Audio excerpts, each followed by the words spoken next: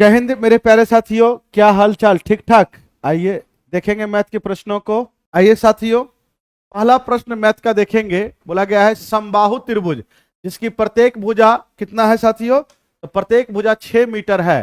बोला गया है 6 मीटर के आकार का प्लॉट है। समबाहु त्रिभुज के आकार का प्लॉट है। एक कोने में एक बकरी 10.5 मीटर लंबी रस्सी में बंधी हुई है। त्रिभुज के उस भाग का क्षेत्रफल ज्ञात कीजिए जिसमें बकरी चर सकती है। देखोगे ये त्रिभुज है, समबाहु त्रिभुज है। मानिए ई कोना बंधी हुई है तो ये ऐसे चरेगी, सर्किल चरेगी, क्योंकि रस्सी जितना दूर रस्सी जाएगी, मानिए रस्सी यहां तक गया तो यहीं पे ये त्रिज्यखंड बना के, और समबाहु त्रिभुज में प्रत्येक कोण 60 डिग्री का होता है। ये इसकी त्रिज्या कितना हो जाएगा? तो 10.5। 10.5 का मतलब होता है 21/2। त्रिज्या हो गया 21/2। कितना चलेगी? तो त्रिज्यखंड के बराबर। तो त्रिज्यखंड का क्षेत्रफल होता है साथियों पाई आर स्क्वायर थीटा बटा 360 डिग्री होता है। इतना ही एरिया वो चर पाएंगी बकरी। पाई की मान 22/7 का प्रयोग करेंगे। आर स्क्वायर 21/2 21/2 और थीटा समबाहु त्रिभुज में 60 डिग्री होता है और बटा में 360 डिग्री फॉर्मूला वाला। सर 0 से 0 गया, ये 3 दूनी 6 होगा, ये 7 7 21 होगा, 3 से काटेंगे 2 होगा, 2 से काटेंगे 11 होगा। 11 गुना 21/2 ये हो जाएगा। करेंगे इसको, ये कितना हो जाएगा? कितना करेंगे तो 1 2 1 3 और 2 और 2 दूनी 4 भाग दोगे। 4 पंचे 20 और 7 चौके 28.75 मीटर स्क्वायर एरिया चर पाएंगे बकरी। इतना एरिया बकरी जो है चर पाएंगे। बोलो हाँ या ना।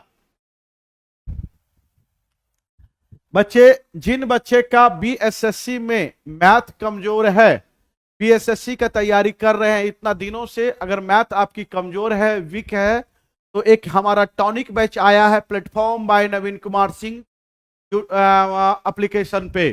टॉनिक बैच ऑफलाइन में तो हाउसफुल है, अगर मौका मिले तो ऑफलाइन में करके देखो और नहीं तो ऑनलाइन उससे ज्वाइन हो जाओ। आपका मैथ बहुत बेहतर हो जाएगा, फास्ट हो जाएगा। जो आपका बीएसएससी का सिलेबस है वही सिलेबस उसमें पढ़ाया जा रहा है साथियों। मैथ में कहीं से कोई तरह का परेशानी नहीं होगा, कहीं से कोई तरह की दिक्कत नहीं होगा। ये बात ध्यान रखना है। Tonic batch by Saurabh sir, याद रखना है क्या? तो टॉनिक बैच अभी मार्केट में केवल टॉनिक बैच का चर्चा चल रहा है। बोला गया है एक दुकानदार 3 उत्पाद ए बी सी खरीदता है, उन्होंने 20%, 30%, 40% के लाभ पे बेचा। इन उत्पादों के क्रय मूल्य दिया गया है और इनकी विक्रय मूल्य का अनुपात बताना है। क्रय मूल्य मानिए 4, सुनोगे, अगर आपका ऐसा दिया गया है अनुपात में है, तो अगर परसेंटेज है तो अपने मन से 0 लगा सकते हो। ये 20, 30 और 20 के रेशियो में अपने जरूरत के अनुसार किसी भी संख्या से गुना कर सकते हैं। तो हमें 10 से गुना कर दिए। बोला गया 30% लाभ पर बेचा। 40 का 30% होता है 4 12। 12 रुपए लाभ करोगे तो 40 और 12 कितना? 52 में विक्रय मूल्य होगा। वस्तु को 40 का 30%, सॉरी 20% है। पहला का ए का कितना है? 20%। तो 40 का 20% कितना होता है सर? 4 दूनी 8। तो वस्तु 8 रुपया लाभ करके बेचे हुए 40 की वस्तु पे 8 का लाभ 48 में बेच दोगे। और 30 का दूसरा वस्तु का 30% है तो 30 का 30 कितना होगा? 3 3 9, 9%, 9 रुपया होगा। तो 30 का 9 रुपया लाभ तो 39 में बेचोगे। आगे बोला गया 20 का 40% 8, तो 20 का वस्तु 8 का लाभ 28 में बेचोगे। तो अनुपात हो जाएगा 48 अनुपात 39 अनुपात 28। आंसर क्या होगा? आंसर क्या होगा? सी। आगे बढ़ते हैं बच्चे। बोला गया एक नाव धारा की दिशा में एक निश्चित दूरी 16 मिनट में और धारा के विपरीत दिशा में वही दूरी 24 मिनट में जाती है, और नाव की चाल 15 किलोमीटर दिया गया। धारा की चाल बताओ। धारा के साथ अगर नाव चलाओगे तो नाव की चाल और धारा की चाल वाई मानो जुड़ जाएगा। नाव की चाल दिया गया 15 किलोमीटर पर घंटा, धारा की चाल वाई किलोमीटर पर घंटा मानो, तो दूरी बराबर में होता है चाल। ये चाल है, चाल गुना समय। कितना मिनट में गया? 16 मिनट में गया, बट्टा में 60, घंटा बना दीजिए। फिर धारा के विपरीत जब लौटोगे तब 15 माइनस वाई हो जाएगा, 24 मिनट का समय लगा। 24/100 ये डिस्टेंस, जो डिस्टेंस ये गया था वही डिस्टेंस रिटर्न आया। दोनों डिस्टेंस हमारा बराबर है। 0 60 से 60 गया, 8 से काटोगे 8 से काटोगे ना करोगे इसमें 15 दूना 30 होगा और वाई हो जाएगा, इधर गुना करोगे 15 45 होगा, माइनस में साथियों ये 2y माइनस 3y जुड़ जाएगा 5y होगा, इधर जाए घटेगा 15 होगा। y की मान कितना, नाव की चाल 3 किलोमीटर पर घंटा आया। आगे बढ़ते हैं। 490 मीटर पर सेकंड की चाल से गतिमान एक ट्रेन 27 सेकंड में खंबे को पार करती है। ट्रेन की लंबाई बताइए। ट्रेन की लंबाई होता है अपनी लंबाई को केवल पार की हुई, खंबे की लंबाई को, खंबे को अगर पार करेगी या किसी आदमी को पार करते तो केवल अपनी लंबाई को पार करती है। सर जी बराबर होता है चाल गुना समय। चाल आपका 490 ये 140/9 है, 27 सेकंड में पार की है। क्या दूरी पार की है? 420 मीटर लंबा हमारी ट्रेन थी। आगे बढ़ते हैं साथियों। इस क्वेश्चन को पहले का काम करेंगे। का की काम में इसको गुना कर दीजिए, कितना हो जाएगा साथियों? हो जाएगा 5 या 15 और 11 प्लस है। भाग का काम करेंगे 8/7 भागा 21 माइनस 11/56। तो अगर कटता है तो काट दीजिए। 11 33 होता है, 6 ये होगा 2 से काटोगे तो ये 3 हो जाएगा, 2 से काटोगे तो ये हो जाएगा 28 दूनी 56। यहां से कितना हो गया? माइनस में 3/28। ये सब तो अपने से कर लेने वाली बातें हैं। ये 8 या 24 होगा, 7 या 21 होगा, 1 हो जाएगा। कितना होगा? 1 हो जाएगा साथियों, 1 हो गया। अब यहां से क्या करोगे सर? इसको 15/77 हो गया, प्लस में 1 हो गया, माइनस में 3/28 हो गया। 7 तो कॉमन हो गया है, 7 कॉमन हो जाएगा यहां से तो 11, 11 चौक 44।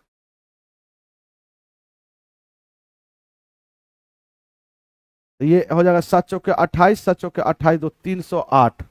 एलसीएम हमारा 308 आ रहा है, तो एक ही जगह पे 308 है ए में। क्या होगा?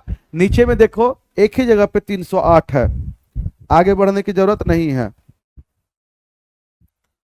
ना। एलसीएम लोगे नीचे नीचे वाला का जोड़ में, जोड़ घटा में, भिन्न की जोड़ घटा में एलसीएम लिया जाता है। बोला गया है यदि ब्याज की दर 5% वार्षिक है तो चक्रवृद्धि ब्याज के मामले में ब्याज वार्षिक रूप से संयोजित होता है। तो 500 रुपए की धनराशि पर 2 वर्ष में चक्रवृद्धि ब्याज और साधारण ब्याज का अंतर बताइए। तो सीआई और माइनस एसआई का अंतर होता है साथियों, क्या होता है? एक्स वाई बटा में 100%। सीधा सीधा याद रखना है। सीआई माइनस एसआई में क्या होता है? एक्स वाई बटा 100%। तो एक्स और वाई दो अलग अलग रेट रहे तो, और एक ही रेट रहे तो इसी को 2 बार गुना करके 100 से भाग। तो सर यही सीआई माइनस एसआई का अंतर हुआ। किसका? तो मूलधन का। तो मूलधन कितना है साथियों? तो मूलधन 5000 है। 5000 का 25/100% का अंतर आएगा। और ये परसेंटेज में भी डबल जीरो नीचे में होता है, कट जाएगा, ये काटेंगे 2, 25/2 का मतलब 12.5 रुपया का अंतर आएगा। सीआई माइनस एसआई कितने का अंतर आएगा? 12.5 का। अगर आपको करना है मैथ इस तरह से जैसे हम बनाते हैं तो टॉनिक बैच ज्वाइन करो। किसको ज्वाइन करो? Tonic batch. टॉनिक पियो, मैथ की कमजोरी को दूर भगाओ। बोला गया S1 S6 में प्राप्त कुल अंक, S4 में छात्र द्वारा अंकों का लगभग कितना परसेंट है? S1 में 96 है, S6 में कितना है? तो 59 है।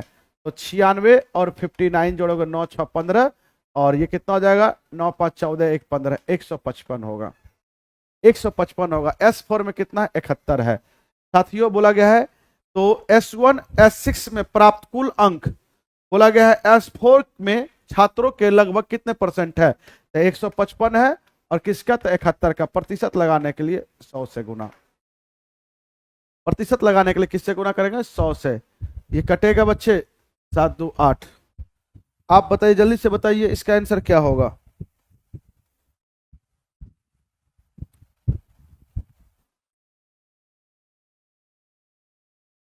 218.31% होगा। गुना करके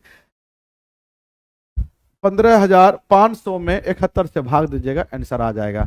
लगा 200 और 400 के बीच में ऐसी कितनी संख्या है जो 6 और 5 दोनों से भाग लगे? जब दोनों से भाग लगना है तो इसकी एलसीएम ले लो। कितना होता है? 30 होता है। तो 30 से भाग लगाना है। किससे भाग लगाना है? तो 30 से भाग लगाना है।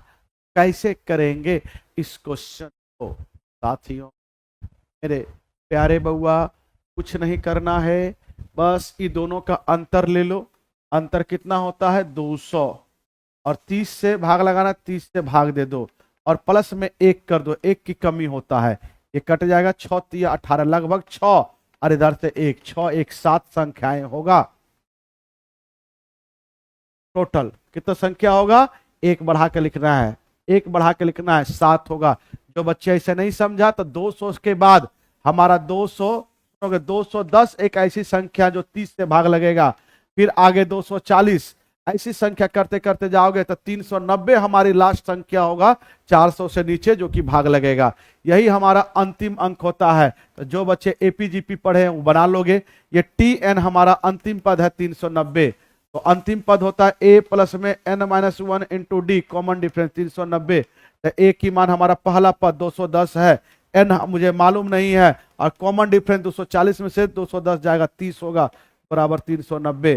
साथियों 210 जाके घटेगा तो n-1 इंटू 30 होगा, और 210 जाके घटेगा तो कितना हो जाएगा 0 8 180, ये घटेगा 6 3 18 6 होगा।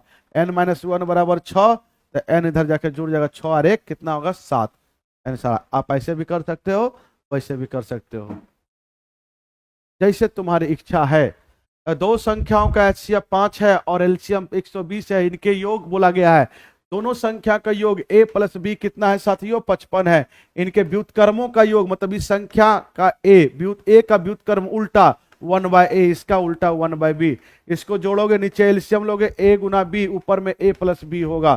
साथियों a प्लस बी कितना है 55 है, और गुना में ए बी है। आप जानते हैं एक फॉर्मूला होता है, पहली संख्या गुना दूसरी संख्या बराबर में एलसीएम इंटू एचसीएफ होता है। क्या होता है, इंटू एचसीएफ होता है।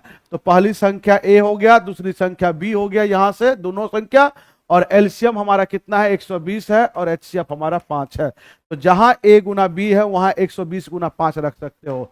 120 गुना 5, 5 से इसको काटेंगे 11 बार में, आंसर 11/120, 11/120। आइए साथियों, बोला गया है एक कर्ण त्रिज्या, बोला गया है त्रिज्या आर वृत्त के पर एक समान चाल से घूम रहा है, कौन ये? अरे भाई इस साइंस का क्वेश्चन इसमें डाल दिया है, साइंस वाला सर बताएंगे। बोला गया है किसी काम के 2/3 भाग को P1 अकेला 8 दिनों में पूरा करता है।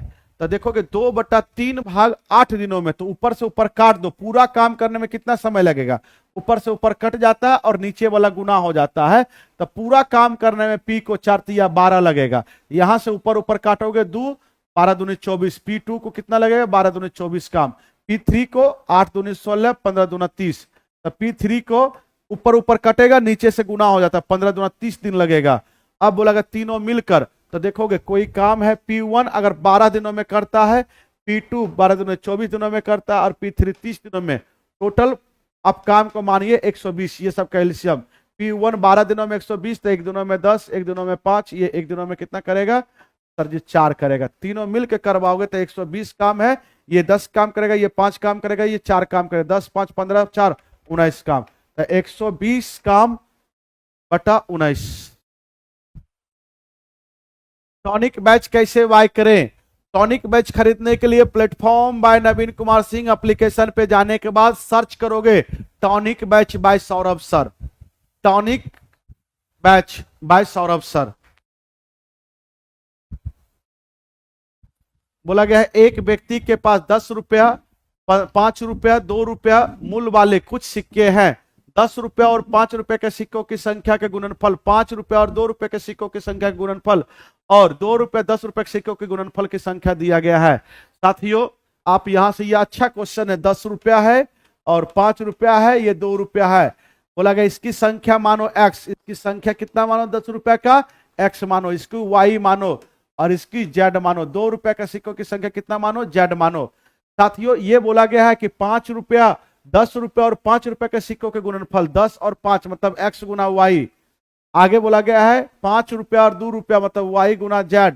आगे बोला गया है 2 रुपया और 10 रुपया मतलब z गुना x का गुणनफल का अनुपात दिया गया 3:4:2। आपको जब तक एक्स वाई जेड की मान नहीं निकलेगा तब तक आप कुछ नहीं कर सकते हैं। तो एक्स वाई जेड निकालने का तरीका होता है क्या, एक बार इसको इससे गुना करो, तो एक्स वाई गुना में जेड एक्स हो जाएगा, तो ये 3 दूनी 6 हो जाएगा। क्या किए, ये दोनों को गुना किए, 3 दूना 6 हो जाएगा, अनुपात सब है। फिर आप ये दोनों को गुना करो तो क्या हो जाएगा, एक्स वाई गुना में वाई जेड, गुना में क्या हो जाएगा वाई जेड, 4 तिया 12 नीचे हो गया। अब फिर ये दोनों गुना करो, ये अंतिम और लास्ट क्या हो जाएगा, जेड एक्स गुना में एक्स वाई, तो ये कितना हो जाएगा साथियों, तो 3 दूना 6। इससे क्या फायदा हुआ सर, अभी दिखा रहे हैं आपको। इससे फायदा ये हुआ साथियों कि देखोगे यहां से एक्स, यहां से एक्स और यहां से एक्स कट गया, ठीक है, यहां से वाई, यहां से वाई और यहां से वाई, सब जगह से वाई कट गया, यहां से जेड, यहां से जेड, यहां से क्या कटेगा,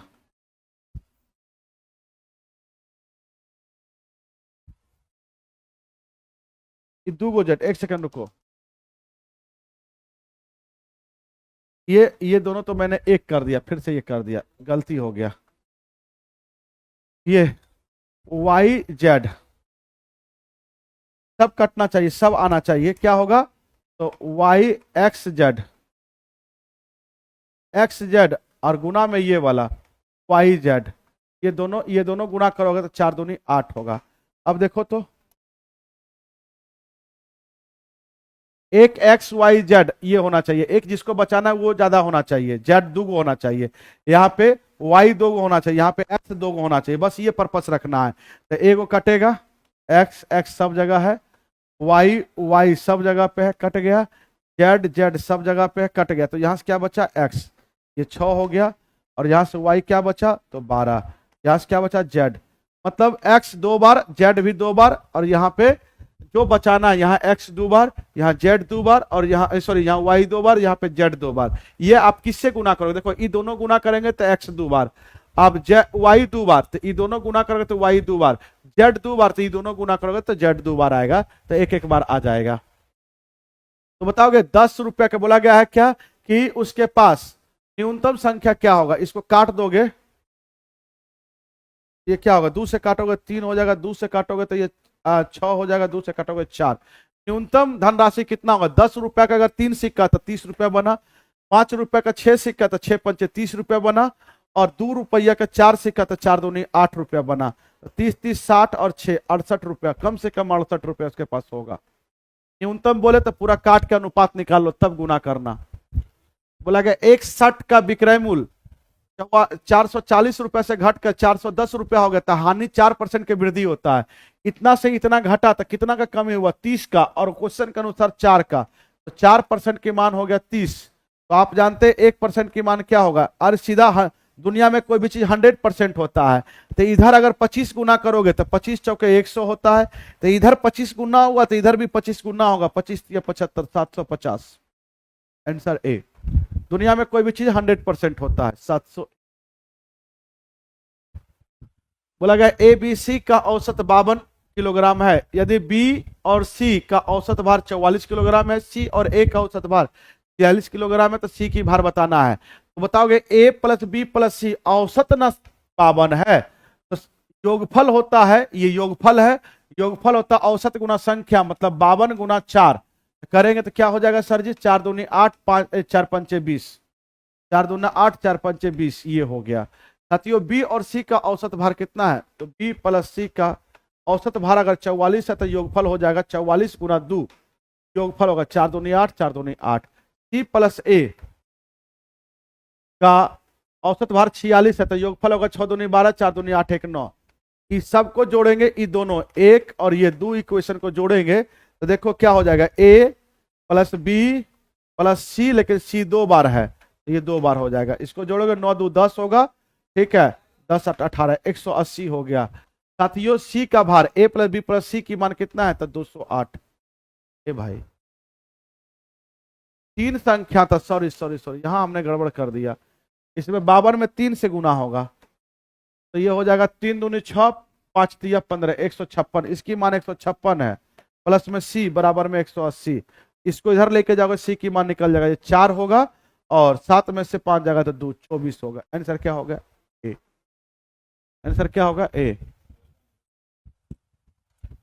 बोला गया पी आर क्यू, सुनोगे पी क्यू आर का क्या पूछा गया, महत्तम एचसीएफ।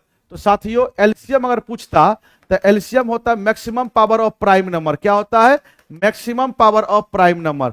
और अगर एचसीएफ पूछ रहा है तो एचसीएफ होता है minimum power of prime number. तो अगर एलसीएफ पूछा तो मिनिमम पावर देखिए कौन कौन है, तो 2 पे पावर 8, यहाँ पे 2 पे पावर 3, 3 पे 2 पे पावर 7। तो 2 को पहले देखो, 2 पे पावर 8, 2 पे पावर 3 और 2 पे पावर 7, तो मिनिमम क्या हुआ, तो 2 पे पावर 3। आगे 3 पे पावर 5, 3 पे पावर 4, 3 पे पावर 5, तो मिनिमम क्या हुआ, 3 पे पावर 4। तो हमारा एचसीएफ हो गया 2 पे पावर 3 और 3 पे पावर 4। आंसर क्या होगा, डी। आंसर क्या होगा, डी। आगे आइए, बोला गया उस हाउसिंग सोसाइटी में 2 पहिए और 4 पहिए के वाहनों की संख्या का अनुपात दिया गया 2:11। 2 व्हीलर है और 4 व्हीलर है, इसकी अनुपात 11:9 है। लगा 4 पहिए की वाहनों की 1/4 पेट्रोल वाहन है और 81 डीजल है, तो इसका 1/4 का मतलब 4 गो वाहन में से 1 वाहन पेट्रोल का है, तो बाकी क्या है, तो डीजल का है, तो 3/4 डीजल का है। तो मान लीजिए इसका x मानिए, तो 9x का 3/4 हमारा डीजल गाड़ी है, और डीजल है कितना, तो 81। क्योंकि शेष गाड़ी बोला गया 1/4 मतलब 1/4 पेट्रोल है, तो 4 में से 1 अगर पेट्रोल हुआ तो 3/4 हमारा डीजल है, और डीजल है कितना, 81। तो 9 का इतना डीजल है, तो 9 तिया 27, 27 तिया 81, तो x की मान हो जाएगा 4 तिया 12, x की मान 12, तो 2 पहिए वाला 11x है, तो 11 गुना x की मान 12 है, गुना करोगे तो 132 होगा। कितना होगा साथियों, 132। आंसर क्या हो गया, डी। 2 पहिए वाला कितना हो जाएगा, बोला गया है बराबर आयतन वाले 2 लंबवृत्तीय शंकु की ऊंचाई दिया गया है, यदि शंकु को क्रमशः इसकी ऊंचाई का अनुपात क्या होगा, उनके आधार का त्रिज्या का अनुपात क्या होगा। बोला गया शंकुओं का क्रम उनकी ऊंचाइयों के अनुपात में ही है, तो उनके आधार का त्रिज्या क्या होगा। आधार का त्रिज्या बोला गया दोनों शंकु की, बोला गया आयतन क्या है, बराबर है, बराबर आयतन का शंकु है। शंकु की आयतन होता है 1/3 पाई आर स्क्वायर, एच पहला शंकु का 4 है, ये बराबर होगा दूसरे शंकु का, दूसरा शंकु का आयतन 1/3 पाई आर स्क्वायर, आर मुझे मालूम है, बड़ी आर मानिए, और इसकी एच कितना है, 9 है। 1/3 पाई 1/3 कट जाएगा, आर स्क्वायर इधर ले आइए, बड़ी छोटी आर स्क्वायर बड़ी आर स्क्वायर बराबर में 9 बट्टा में 4 इधर जाएगा। साथियों इसको इधर लेके जाओगे, आर बट्टा छोटी आर, पहली शंकु दूसरी शंकु हो गया, स्क्वायर रूट करोगे तो ये 3 हो जाएगा और ये 2 होगा, 3:2। आंसर क्या होगा, डी। त्रिज्याओं का आंसर क्या होगा, डी। आइए साथियों, बोला गया है 15,250 रुपया की राशि में क्या है, तो श्रृंजला और चिराग के बीच इस प्रकार बांटा जाता है कि श्रृंजला को शीतल से 40% अधिक राशि प्राप्त होती है और शीतल को चिराग से 40% कम राशि प्राप्त होता है। कौन है, तो श्रृंजला है, शीतल है। तो ए मानिए श्रृंजला को, बी मानिए शीतल को और चिराग को सी मानिए। तो बोला जाता है जिसको ए माने, श्रृंजला को शीतल से 40% अधिक मिला है, 40% का फ्रैक्शन मान 2/5 होता है, और शीतल को चिराग से 40% कम मिला है। तो चिराग को अगर 100 है तो शीतल को बी माने थे, ये ए बी और ये सी माने थे, 40% कम तो 60 मिला होगा। आगे बोला जाता है कि श्रृंजला को शीतल से 40% अधिक मिला, ये 60 है, तो 60 का 40% अधिक करोगे तो 60 का 40% निकालिए, 6 चौके 24, 24 अधिक मिलेगा, तो 60 में 24 जोड़ दोगे तो कितना हो जाएगा, 84 हो जाएगा। आप काटना चाहोगे तो काट भी सकते हो, कोई बड़ी बात नहीं है, काटना चाहोगे तो काट भी सकते हो। बोला चिराग को कितना धन मिलेगा, तो 100 के अनुपात में 100 मिलेगा है? एक बात बताओगे, इसको जोड़ोगे ये हो जाएगा 4, 8 6 14 का 4 40, ये कितना होगा 15। देखो भाई साहब, एक की मान निकालो, हम तो कहते हैं इसके अनुपात निकालो, सबसे बढ़िया रहेगा। 4 से काटोगे 2 1, 15 चौका 60, 25, अब जोड़ दो 5 5 10 1 11, ठीक है, और उसके बाद 2 2 4 1 5, कितना हो जाएगा सर जी, 5 5 10 1 11, 4 1 5 1 6, 61 हो गया। करो सर, 0 है। साथियों 61 यूनिट की मान इतना है तो 1 यूनिट की मान कितना होगा? कोई बच्चे एक बार भाग देकर बताओ तो, जल्दी से बताओ।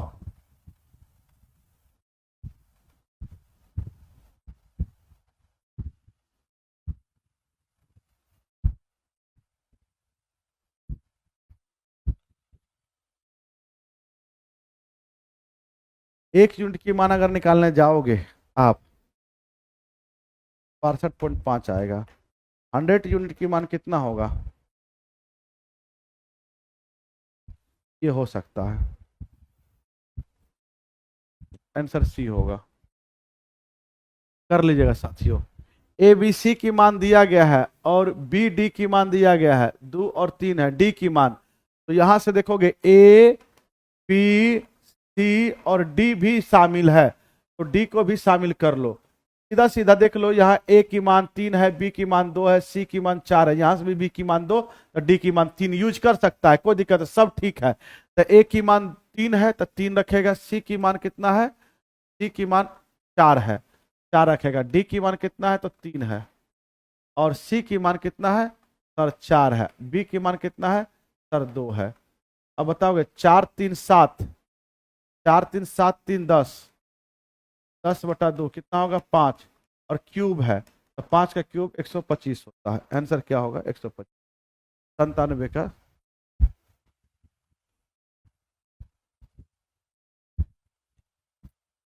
तीन पाइप डी ई एफ एक टैंक में को क्रमशः 6 मिनट, 8 मिनट और 12 मिनट में भर सकते हैं। सभी पाइपों को एक साथ खोल दिया जाता है और फिर डी और ई टैंक को भरने से 3 मिनट पहले बंद कर दिया जाता है। तो टैंक को पूरा भरने में कितना समय लगेगा? देखोगे ये भी अच्छा क्वेश्चन है। ये टोटल वाटर है, ये डी है 6 मिनट में, ई है इसको 8 मिनट में और एफ है 12 मिनट में। टोटल 24 लीटर है। 6 घंटे में 24 लीटर, 6 मिनट में 24 लीटर, तो 1 मिनट में 4, ये 1 मिनट में 3, ये 1 मिनट में 2, ये क्षमता निकल गया। और डी ई टैंक बंद होने से, टैंक भरने से पहले इसको 3 मिनट पहले बंद किया जाता है। तो डी और ई तो 4 3 1 घंटा में 4 तिया 4 3 7 लीटर पानी जो है ये भरता है। तो 3 मिनट पहले बंद हो रहा है, मतलब 7 या 21 लीटर पहले ये छोड़कर बंद हो रहा है। जब टंकी भरने से पहले की बात करें, बाद में टंकी भरने के 3 मिनट बाद, सुनोगे, शुरुआत से अगर कोई काम छोड़कर जाए तो उसको जाने दो, लेकिन अंतिम से काम छोड़े तो उसको रोक लो। अंतिम कहने का मतलब है, बोला टंकी बंद होने से, भरने से 5 मिनट पहले बंद हो रहा है। भाई साहब पहले क्यों बंद होगा? पहले उसको रोक के रखो। तो टोटल वाटर कितना? 24 है, इसको रोक लो, 21 लीटर के लिए रोक लो, कितना हो जाएगा? अब ये पानी हमारे पास 45 लीटर भरना पड़ेगा। अब कौन भरेगा? तो तीनों मिलकर। तो 4 3 7 2 9 के हिसाब से भरेगा तो 5 मिनट लगेगा। कितना देर लगेगा? 5। यही होता है, जो अंतिम से काम कोई छोड़े तो उसको रोक लीजिए, क्वेश्चन आसान हो जाता है। क्या होता है? क्वेश्चन आसान हो जाता है।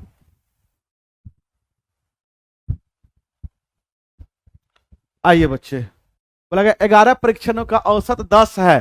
तो अगर औसत 10 है तो योगफल होता है औसत गुना संख्या। तो 10 गुना 11 करेंगे तो योग आ गया 110।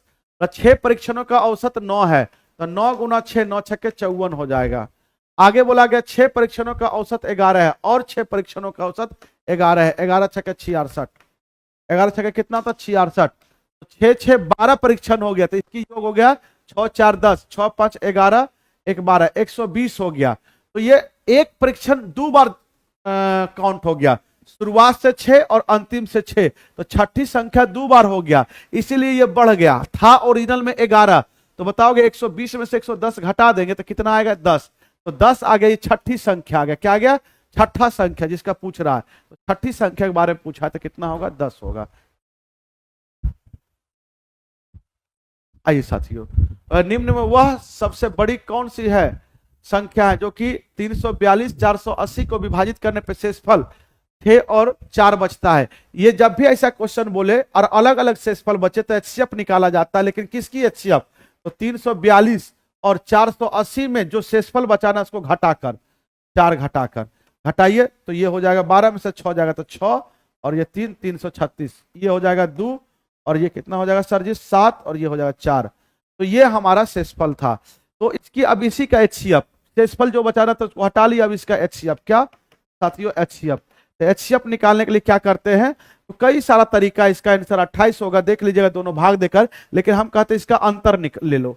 इसका अंतर लोगे कितना आ रहा है सर जी, ये हो जाएगा 6 हो जाएगा, और ये कितना हो जाएगा सर जी, तो 6 में से 3 जाएगा 136। 136 को कौन काट रहा है सर,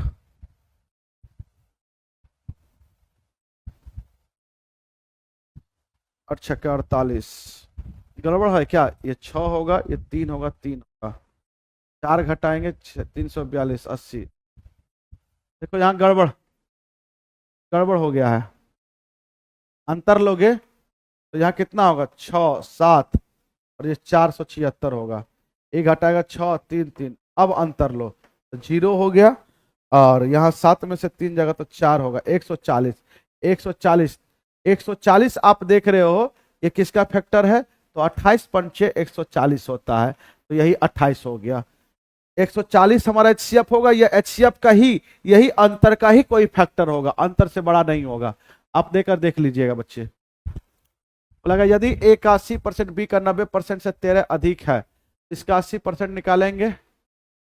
ए का 80% कितना होता, ये 100% हटेगा 0, यहाँ भी परसेंट हटेगा, डबल 0 कट गया, तो ए का 8 माइनस में बी का 9, यहाँ भी बटा 10, यहाँ भी बटा 10, ये 13 है, ये बटा 10 होगा, ये बटा 10 होगा। ठीक है, हम कहते हैं कि 10 को कॉमन लेके इधर भेज दीजिए, क्या कीजिए 13 में क्या हो जाएगा 130 हो जाएगा। अब बोला गया ए का 40%, बी का 60% का अनुपात दिया गया है, ए का 40%, ए का 40% और बट्टा में बी का 60%, इसके अनुपात 10/9 है।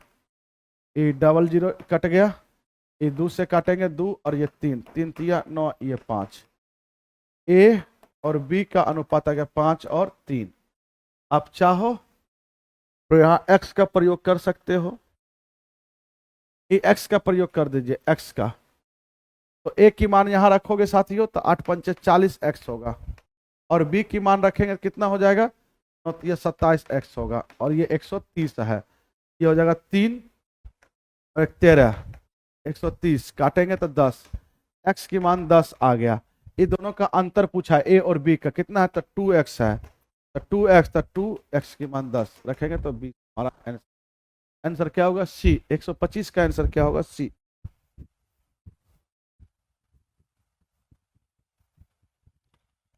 लगा एक वर्ग की प्रत्येक भुजा 12 सेंटीमीटर लंबा है, इस वर्ग का परिमाप एक आयत के परिमाप के बराबर है और जिसकी लंबाई 16 सेंटीमीटर, तो आयत का क्षेत्रफल ज्ञात करें। तो वर्ग का परिमाप होता है 4 गुना भुजा, भुजा है 12 और आयत का परिमाप होता है 2 इंटू लंबाई, लंबाई है 16 प्लस में चौड़ाई, ये है, इसे कटेगा 12 दूनी 24, चौड़ाई हो जाएगा 24 में से 16 जाएगा तो 8, तो ये हो गया। तो क्षेत्रफल होता है लंबाई गुना चौड़ाई, L इंटू बी, L हमारा 16 है और B हमारा 16, 8 18 से 128 सेंटीमीटर।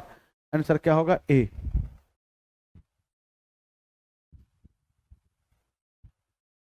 अगर एक लंबवृत्तीय शंकु के तिर्यक ऊंचाई 11 है और त्रिज्या 6 है, इसका पृष्ठीय क्षेत्रफल शंकु के कर्व सरफेस एरिया होता है पाई आर एल। आज भी इस क्वेश्चन को हमने टॉनिक बैच में पढ़ाया। पाई आर की मान कितना है 6 और एल हमारा 11, 11 छक 66 पाई। मेरे साथियों टॉनिक बैच लेना नहीं भूलेंगे, हम बार बार कह रहे हैं आपसे, मैथ आपका इसी तरह से फास्ट हो जाएगा। अब बताओगे इसकी मान तो कोई भी बच्चा निकाल सकता है, 23 भागा ये, तो ये हो जाएगा 1/23 का मतलब गुना ये आएगा तो 7 पचे ये 35 हो जाएगा, 4 पंचे 20, 20 और 3 23, ये हो जाएगा 2 गुना 23, 23 से 23 कटा, आंसर क्या होगा 2। पाई की मान 2 हो जाएगा, 128 का क्या होगा ए। चलिए बच्चे आज मैथ क्लास यहीं पे आपका समाप्त होता है। हम आपसे एक बार फिर से गुजारिश करते हैं, जिन बच्चे का मैथ कमजोर है या बहुत फास्ट भी है तो टॉनिक बैच जरूर ले लीजिए। ठीक है बच्चे, थैंक यू बच्चे। हेलो विद्यार्थीगण, मैं इसके कश्यप आप तमाम विद्यार्थी का स्वागत करता हूं। कैसे हैं सभी लोग? और कोई बिना विलंब की हम सीधे प्रश्न पर आते हैं। प्रश्न निकालना हमको है ना। निम्नलिखित पर विचार कीजिए। अरुणाचल प्रदेश, हिमाचल प्रदेश, मिजोरम उष्ण कटिबंधीय आर्द्र सदापर्णी वन अर्थात सदाबहार वन किस क्षेत्र में पाया जाता है? देखिए भारत में सदाबहार वन पाया जाता है कहाँ पर? पहला है पश्चिमी घाट, पश्चिमी घाट। दूसरा है अंडमान निकोबार। तीसरा है उत्तर पूर्व भारत। और चौथा है पश्चिमी हिमालय। अब देखिए इसमें ऐसा कौन सा है जो इससे अलग होता है। यदि इसमें से आप इसको देखें ऐसा कौन सा अलग है।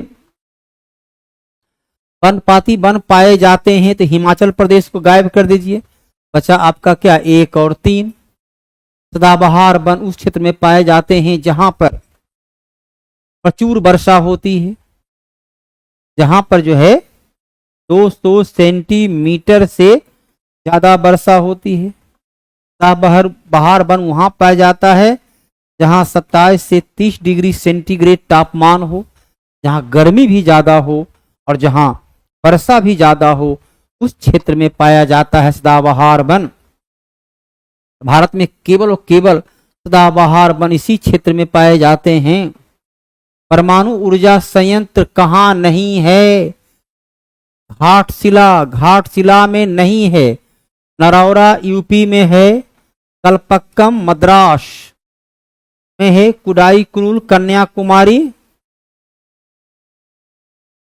में है, यहां नहीं है। दो केवल 2 में नहीं है। इसके अलावा भारत में तारापुर महाराष्ट्र में है, कैगा कर्नाटक में है, रावत भाटा राजस्थान में है,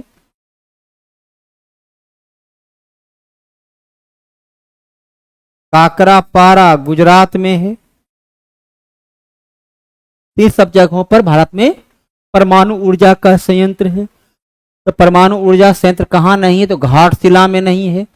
भारत में निर्वाचन के लिए सुधार के लिए तारकुंडे समिति 1975 में गठित किया गया था।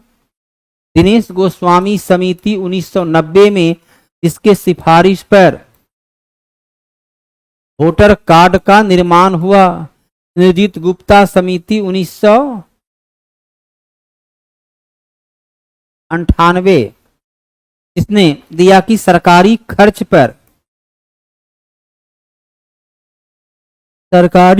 पर चुनाव होना चाहिए। एन बोहरा समिति जिसका गठन 1993 में हुआ, यह है कि राजनीतिक और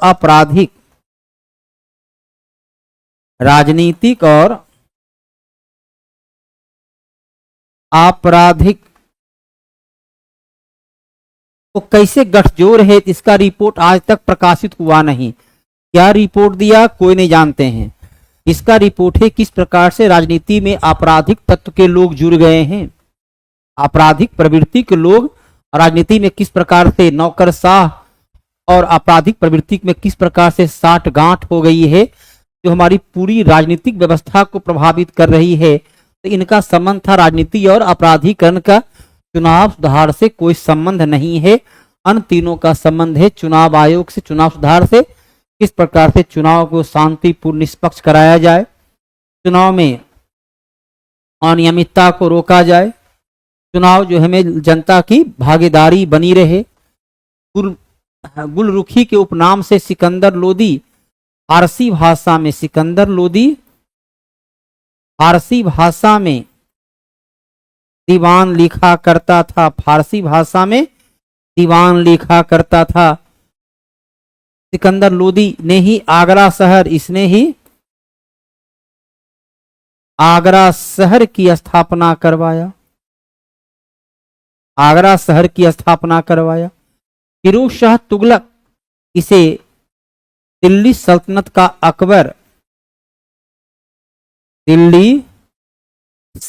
का अकबर के नाम से भी किस किस प्रकार से इतिहास को लोगों ने क्रूरता के साथ बदलाव किया है।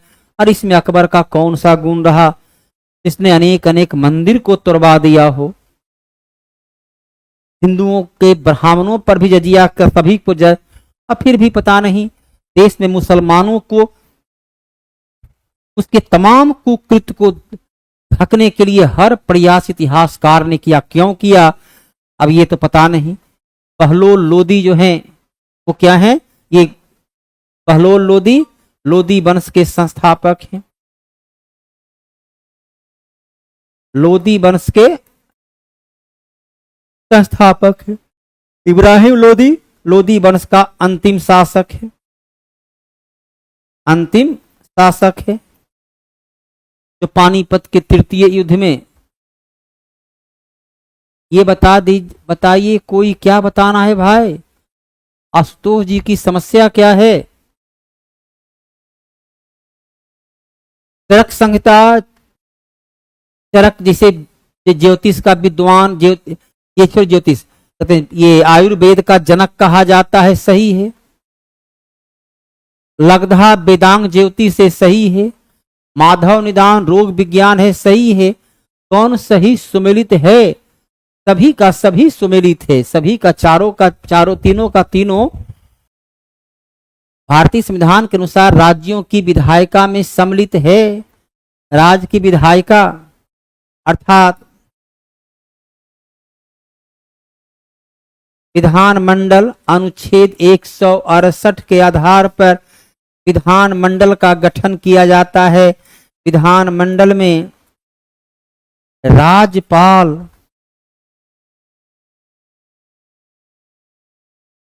विधानसभा और विधान परिषद तीनों को शामिल किया जाता है। तीनों को शामिल किया जाता है। लॉजिक पॉइंट समझिए। आपकी की बात को हम ध्यान रखेंगे, आपकी हर एक लाइन को याद रखेंगे। विधान परिषद एवं विधान राज्यपाल विधानसभा एवं विधान परिषद जहां इसका अस्तित्व है अर्थात आंसर क्या हो जाएगा? डी हो जाएगा।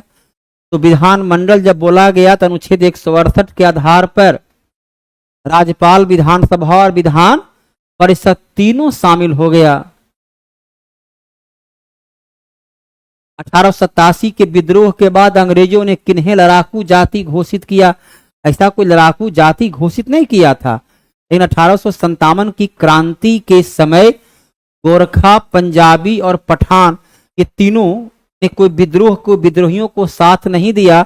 इन तीनों को सेना में अधिक संख्या में अधिक मात्रा में भर्ती किया जाने लगा था।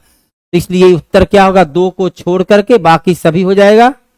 1, 3 और 4 ऐसा कोई लड़ाकू दल घोषित नहीं किया था। लेकिन चूंकि तीनों ने विद्रोह में प्रत्यक्षतः शामिल नहीं हुआ तो विद्रोह में शामिल नहीं होने के कारण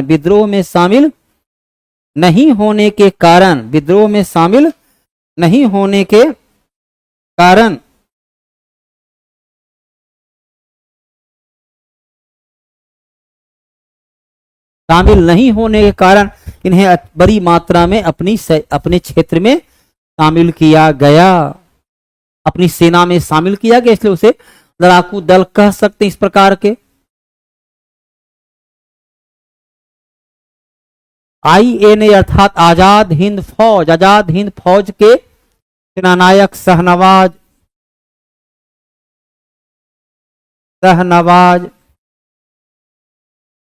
सहगल और ढिल्लो शहनवाज सहगल और ढिल्लो पर दिल्ली के लाल किला में मुकदमा चलाया गया।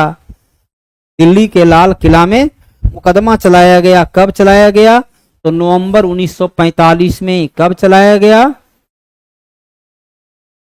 तो नवंबर 1945 में चलाया गया। इस मुकदमा में तीनों का पक्ष रखने के लिए जो वकीलों की समूह थी उसमें भोला भाई देसाई, तेज बहादुर सप्रू और जवाहरलाल नेहरू ये सभी शामिल थे। सारा एग्जाम पेंडिंग चल रहा है। देखिए उम्मीद है कि आपका एग्जाम भी बहुत जल्द शीघ्र आपका एग्जाम जो है होने की संभावना है। बहुत कम समय है आपके पास। अब अपने समय को मुकम्मल अंजाम तक पहुंचाइए। मुकम्मल अंजाम तक पहुंचाइए। मनीयर्स का राजकुमार, मनीयर्स मतलब मुद्रा, मुद्रा के क्षेत्र में मुद्रा के लिए एक नई सोच आपको ज्ञात होगा कि वो राजा कौन था जिसने सांकेतिक सिक्का चलाया, जिसने सांकेतिक सिक्का चलाया वो राजा था। वो राजा कौन था जिसने सांकेतिक सिक्का चलाया, जिसने सोना चांदी के सिक्का को, जिसने सोना और चांदी के सिक्का को तांबा और कांसा का सिक्का का वैल्यू दिया। वो राजा कौन था? वो राजा था मोहम्मद बिन तुगलक। जोहार गुरुजी, जोहार, नमस्कार नमस्कार। मोहम्मद बिन तुगलक ने भिन्न भिन्न प्रकार के सिक्के जारी किए, लेकिन वो सफल नहीं हुआ। मोहम्मद बिन तुगलक का शासनकाल है 1325 से 1351।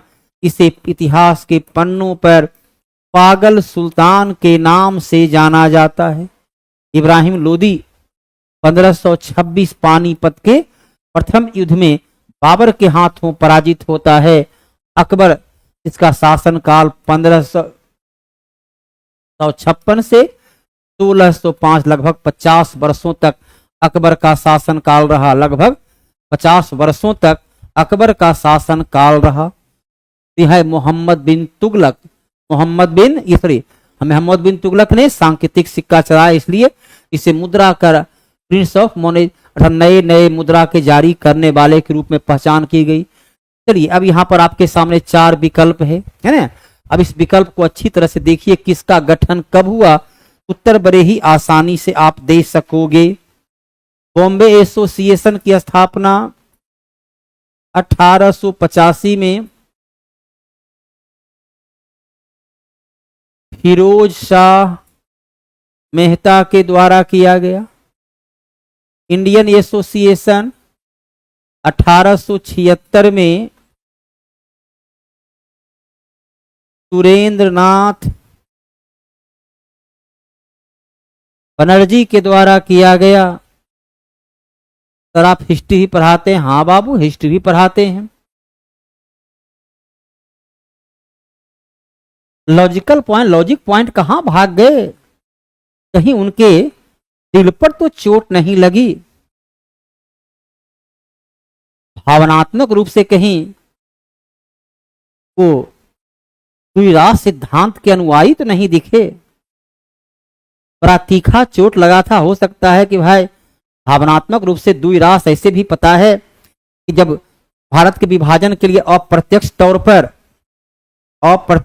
पर जो है 1946 के चुनाव में ये माना जा रहा था कि जो वोटिंग था वो पाकिस्तान के लिए जनमत संग्रह है। बिहार, उत्तर प्रदेश और इधर के अधिकांश लगभग 96% मुसलमान जो है विभाजन के पक्ष में अपनी वोटिंग किए थे, लेकिन विभाजन में सब लोग यहीं रह गए। मद्रास महाजन सभा, जिसकी स्थापना 1884 में जी सुब्रमण्यम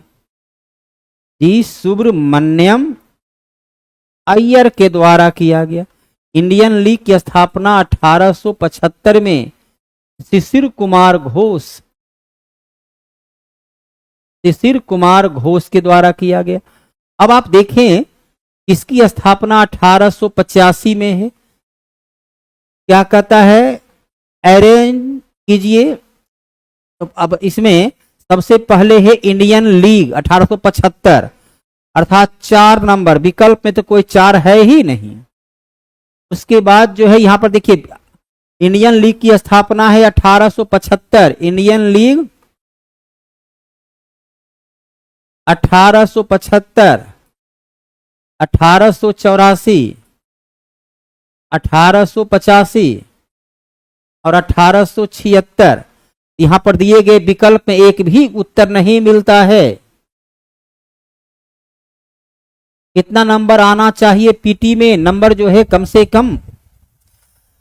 कम जो है 150 क्वेश्चन में 100 प्लस तो होना ही चाहिए बाबू। नमस्कार धीरज राज जी। हमारे लॉजिक पॉइंट चले गए, बड़ा हमको दुख हो रहा है। उपदेश देकर गए थे, पढ़ाओ मास्टर, है ना,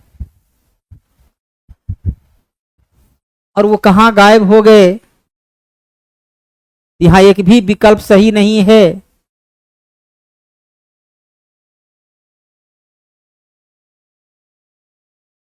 गुप्ता जी तो दिख रहे हैं, गुप्ता जी तो है ही हैं। हाँ, ऑप्शन गलत है, क्योंकि देखिए संस्थापक का नाम आपको लिख दिया गया है और कब कब किस ईस्वी में स्थापना हुआ तो ये भी आपको लिख दिया गया, लेकिन यहाँ पर ऑप्शन ऐसा मिल नहीं रहा है। जियत तरंग आंदोलन, जियत तरंग आंदोलन मणिपुर में हुआ, जिसका नेतृत्व मणिपुर में हुआ, जिसका नेतृत्व किसने किया? रानी गुडिनलो, रानी गुडिनलियो के द्वारा इसका किया गया था। ये आंदोलन कब हुआ था? ये आंदोलन जो है 1930 में सविनय अवज्ञा आंदोलन के दौरान जियत तरंग आंदोलन हुआ और इन्होंने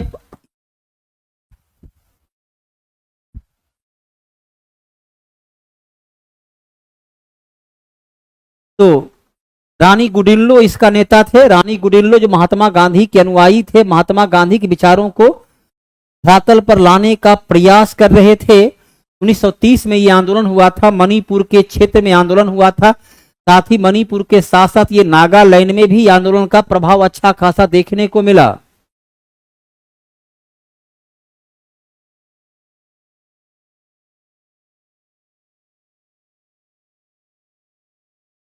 हाँ, रानी की उपाधि जवाहरलाल, देश के प्रथम प्रधानमंत्री जवाहरलाल नेहरू के द्वारा इन्हें रानी की उपाधि दी गई। भारत पाकिस्तान के मध्य सीमा रेखा, सीमा रेखा का नाम क्या है? सीमा रेखा का गठन 16 अगस्त 1947 को किया गया। रेड क्लिफ रेखा के नाम से था। ये क्या, ऊपर से थोप दिया गया है। ये रेखा कोई प्राकृतिक सीमा नहीं है, ये रेखा ऊपर से थोपा हुआ है। अंग्रेजों ने इस रेखा का निर्माण किया और भारत को विभाजित करके रेखा को थोप दिया गया। ये अध्यारोपित सीमा रेखा है, अध्यारोपित सीमा रेखा है। अवशिष्ट सीमा कुछ नहीं, पूर्ववर्ती सीमा अर्थात सदियों से चली आ रही सीमा नहीं है। डिस्कशन कहां से लाइव चल रहा है सर? ये पटना से लाइव चल रहा है, पटना से लाइव चल रहा है डिस्कशन। परवर्ती सीमा जो बाद में जोड़ा गया, ये अध्यारोपित सीमा, अध्यारोपित सीमा पश्चिम बंगाल की अंतर्राष्ट्रीय सीमा, पश्चिम बंगाल की अंतर्राष्ट्रीय सीमा किससे किससे मिलती है? पश्चिम बंगाल के उत्तर में नेपाल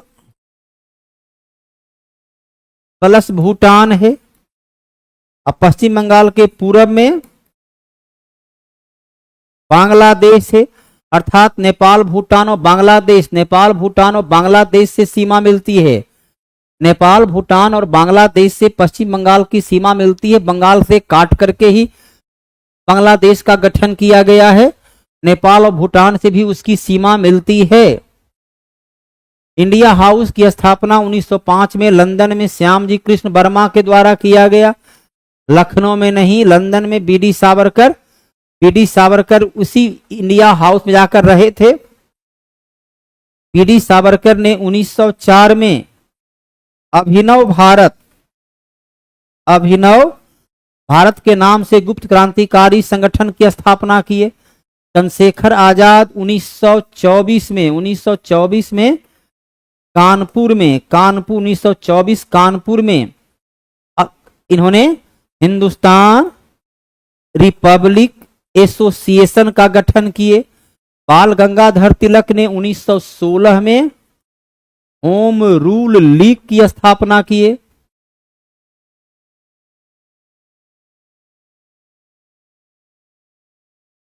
के जीएस पर पढ़ाते हैं क्या सर? मैं समझा नहीं। धीरज जी के जीएस पर पढ़ाते हैं क्या? ये तो मैं समझा नहीं, क्या है भाई, थोड़ा और स्पष्ट करें।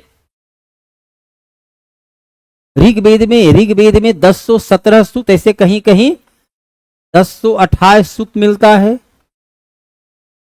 ऋग्वेद में 10 मंडल 1028 या 1017 सूक्त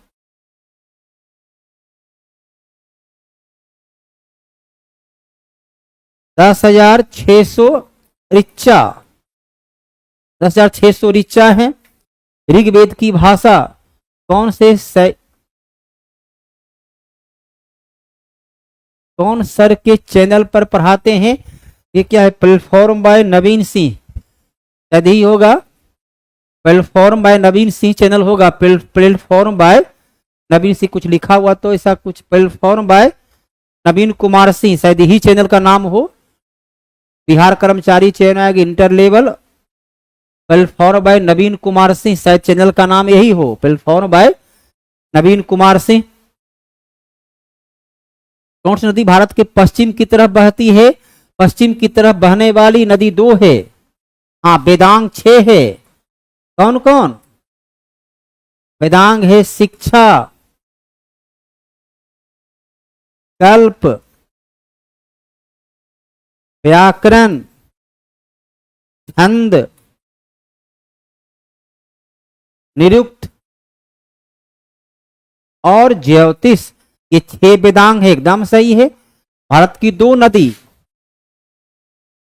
नर्मदा और ताप्ती, 2 नदी नर्मदा और ताप्ती जो है यह पूरब से पश्चिम की ओर प्रवाहित होते हुए खंभात की खाड़ी में गिरती है।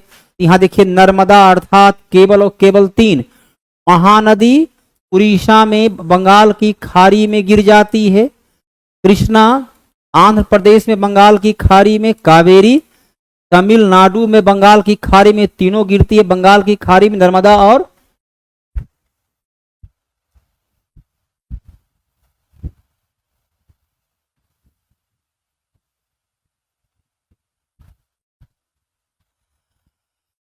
चलिए विद्यार्थी, ठीक है, ये तो आपका कहना सही है कि विद्यार्थी काफी कम रहते हैं और कोशिश तो बेहतर होती है कि सटीकता के साथ अधिकतम नॉलेज आपको दिया जा सके, न्यूनतम समय में अधिकतम रिटर्निंग आपको मिले। समय का, चाहे समय का हो या धन का हो, न्यूनतम निवेश और अधिकतम रिटर्निंग मिले, ये हर समय प्रयास रहता है। हाँ, तापी को ही ताप्ती नदी भी कहते हैं, तापी को ही ताप्ती नदी कहते हैं। नर्मदा निकलती है मध्य प्रदेश के मुल्ताई से, नर्मदा निकलती है मध्य प्रदेश के मुल्ताई से। कावेरी निकलती है कर्नाटक के, कावेरी निकलती है कर्नाटक के ब्रह्मगिरी से, कावेरी कर्नाटक के ब्रह्मगिरी से। कृष्णा निकलती है महाराष्ट्र के महाबलेश्वर से, महाबलेश्वर से। महानदी निकलती है छत्तीसगढ़ का मुल्ताई से, छत्तीसगढ़ का मुल्ताई से निकलती है।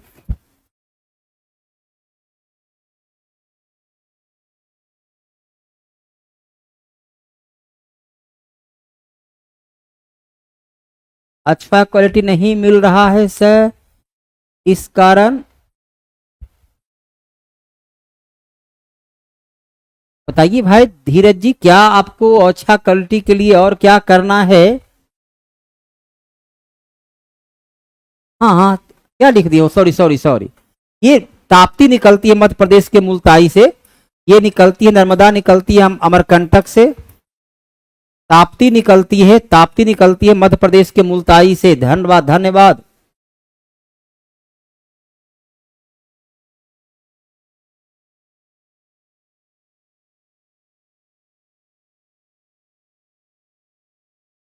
दस डिग्री चैनल, अलग अलग डिग्री चैनल में जो है 10 डिग्री चैनल अंडमान निकोबार को अलग करती है। लक्षद्वीप और मालदीव को अलग करने का काम है 8 degree channel, 8 degree channel. Andaman और म्यांमार को कोका जल डमरू मध्य अलग करता है। भारत श्रीलंका को पाक जल डमरू मध्य अलग करता है। चारों का अलग अलग विभाजन आपके सामने स्पष्ट उत्तर आ गया है। धीरज जी थोड़ा सा और जरा आप स्पष्ट रूप से लिखिए।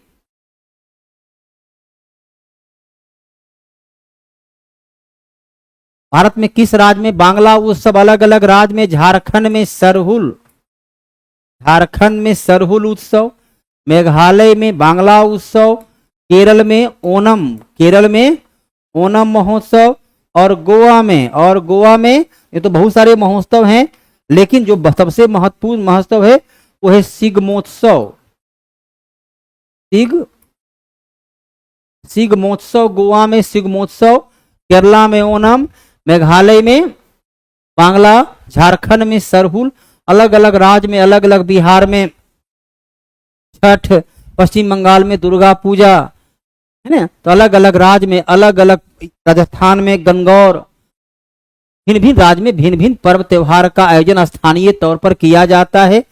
बीदर का किला, बीदर आपको पता होगा कि बहमनी साम्राज्य से टूटा हुआ भाग है, बहमनी साम्राज्य से 5 भाग अलग हुआ था। बीजापुर, बरार, बीदर, गोलकुंडा और अहमदनगर अलग हुआ था। अब ये जो है आपके कहाँ पड़ता है? कर्नाटका के क्षेत्र में पड़ता है। बहमनी साम्राज्य की स्थापना 1347 में अलाउद्दीन हसन बहमन शाह, अलाउद्दीन हसन बहमन शाह के द्वारा किया गया। राजस्थान में रणथंभौर का किला वहां का फेमस है। धीरज जी साउंड जा रहा होगा, देखिए साउंड में कोई गड़बड़ी नहीं होगी, कभी कभी थोड़ा सा कहीं फंसता है तार को। अब साउंड जा रही होगी, साउंड जा रही होगी, कोई दिक्कत नहीं होगा। तो साक्षरता दर जो है भारत, उसमें केरल साक्षरता दर में सबसे आगे है, लगभग 94%। बिहार की साक्षरता दर 61% सबसे कम है।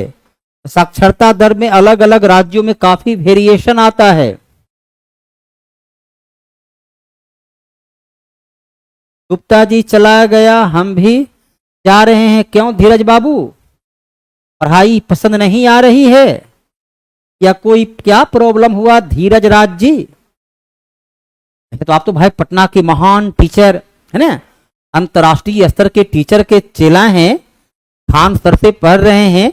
हो सकता है कि पढ़ाई की रोचकता उतनी नहीं हो, लेकिन इतना तय है कि पढ़ाई का जो कंटेंट है वो आपके किसी भी शिक्षक से कम नहीं होगा। रोचकता में कमी हो सकती है, पढ़ाने के अंदाजे बयां में भिन्नता हो सकती है धीरज राज जी, लेकिन कंटेंट में तो कमी नहीं होगा। लायन कैपिटल का निर्माण, लायन कैपिटल सिंह स्तंभ, सिंह स्तंभ जिसे भारत का राष्ट्रीय चिन्ह, भारत का राजकीय चिन्ह घोषित किया गया है। कब घोषित किया गया? तो 26 जनवरी 1950 को घोषित किया गया। कहाँ था? तो सारनाथ में था। सारनाथ का क्या संबंध है? सारनाथ में गौतम बुद्ध ने अपना पहला उपदेश, सारनाथ में गौतम बुद्ध ने अपना पहला उपदेश दिया। सारनाथ में गौतम बुद्ध ने अपना पहला उपदेश दिया। पहला उपदेश को धम्म चक्र प्रवर्तन, पहला उपदेश को धम्म चक्र प्रवर्तन के नाम से जाना जाता है। तो ज्ञान प्राप्ति कहाँ हुई है? ज्ञान प्राप्ति बोध गया में हुई है। उसे क्या कहते हैं?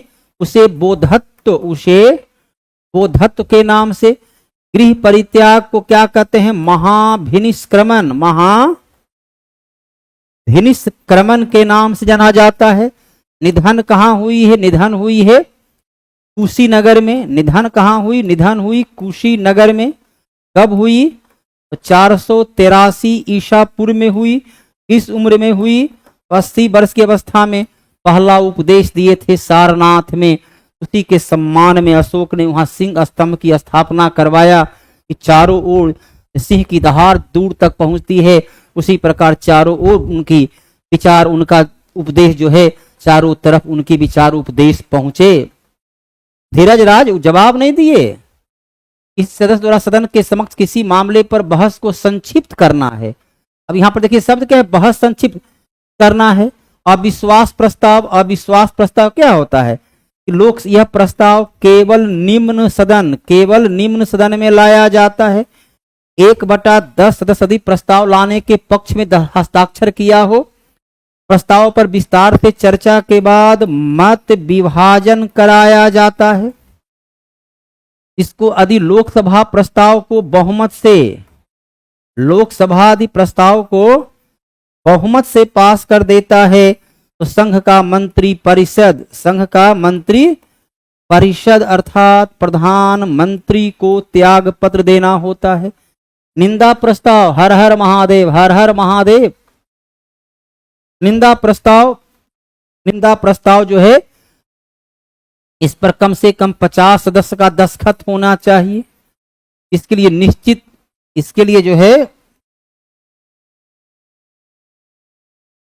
निश्चित कारण होनी चाहिए। विशेषाधिकार हनन का मामला, साइंस का क्वेश्चन का डिस्कशन कब होगा? शायद मेरे बाद होगा। समापन, क्योंकि संक्षिप्त करना है, अर्थात चर्चा को रोक करके उसके लिए मत विभाजन करवा दीजिए। चर्चा को रोक करके मत विभाजन करवा दीजिए, यहां उद्देश्य ये होता है। 1867 में दादोबा पांडुरंग और उनके भाई आत्माराम पांडुरंग के द्वारा किया गया। देखो, सत्य शोधक समाज 1873 में किया गया। किसने किया? ज्योतिबा फूले, महात्मा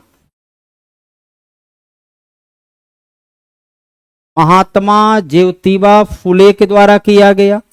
आज समाज की स्थापना 1875 में दयानंद सरस्वती के द्वारा किया गया। ब्रह्म समाज की स्थापना 1828 में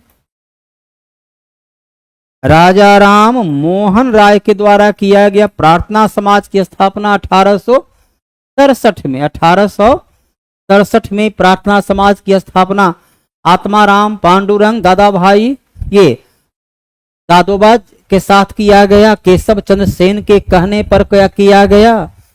धीरज राज जा चुके हैं। चलिए पंकज गुप्ता जी, आपको नाम लेकर के भाई गुप्ता जी जा चुके, तब हम भी जाते हैं। तो आप तो वापस लौट आए। चलिए, आपके मित्र धीरज जी हैं, शायद गहरी मित्रता रही होगी, वो जो है सो जा चुके हैं। ऐसे भी उनको जाना भी था। और जो खान सर के टीचर हैं, खान सर के समर्थक हैं, खान सर से देखने वाले भाई स्टार टीचर, अब अमिताभ बच्चन की तुलना तो एक सामान्य कलाकार तो कर नहीं सकता है ना, जाहिर सी बात है। ब्लॉक पर्वत के ऊपर उठे हुए भाग को क्या कहते हैं? ब्लॉक पर्वत किसको कहते हैं? यदि दो समतल क्षेत्र के बीच का भाग धंस जाता है या ऊपर उठ जाता है, उससे निर्मित पर्वत को ब्लॉक पर्वत के नाम से जानते हैं। भारत का नीलगिरी, ये भारत का पश्चिमी घाट पर्वत, यूरोप का ब्लैक फॉरेस्ट पर्वत, फ्रांस का पासजेस पर्वत, ये सब ब्लॉक पर्वत का उदाहरण है। ये सब जो है ब्लॉक पर्वत का उदाहरण है। ये सारे पर्वत किसका है उदाहरण? ये सारे पर्वत जो है ब्लॉक पर्वत का उदाहरण है। ब्लॉक पर्वत का जो ऊपरी भाग होता है उसे क्या बोलते हैं? उसे हॉस्ट के नाम से जाना जाता है। शंकु जो है खुदाई तो कुछ होगा नहीं, ढलान तो होगा नहीं, ऊपर का ढलान तो नीचे की ओर होगा, खुदाई जमीन के नीचे होती है। शंकु आकार का जो है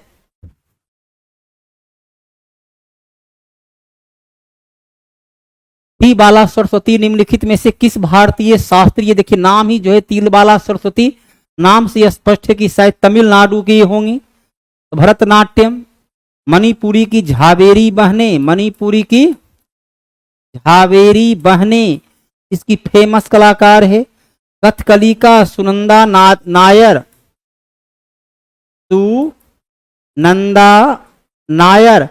कथक का बिरजू महाराज। भारत में 9 नृत्य को क्लासिकल डांस का दर्जा दिया हुआ है। कथकली कहाँ का है? तो केरल। कथक कहाँ का है? तो यूपी। भरतनाट्यम तमिलनाडु, मणिपुर तो मणिपुरी है ही है ना, सत्रिया असम, कुचिपुड़ी आंध्र प्रदेश, मोहिनी अट्टम केरल, ओडिसी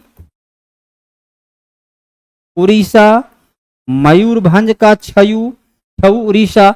ये 9 को क्लासिकल डांस का दर्जा भारत सरकार के द्वारा दिया गया है। 9 आपके सामने एक साथ उपलब्ध करा दी गई है, 9 को एक साथ उपलब्ध करा दिया गया है।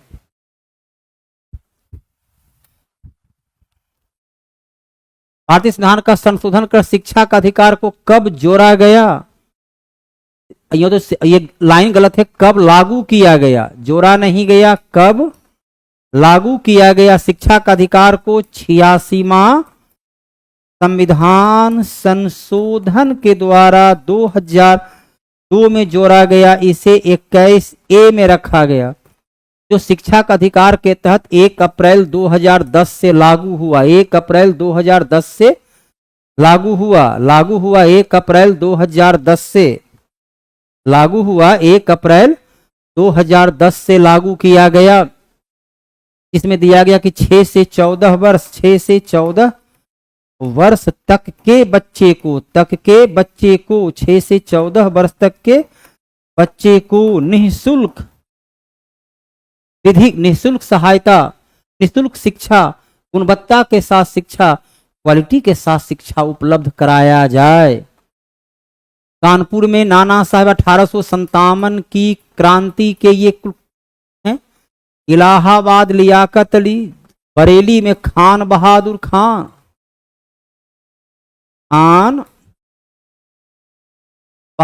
खान हैं। मौलवी अहमदुल्लाह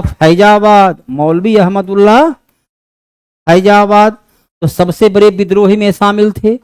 इन पर 50,000 रुपया का इनाम था कि यदि जिंदा या मुर्दा इन्हें पकड़ते हैं। दिल्ली में बख्त खां और बहादुर शाह जफर।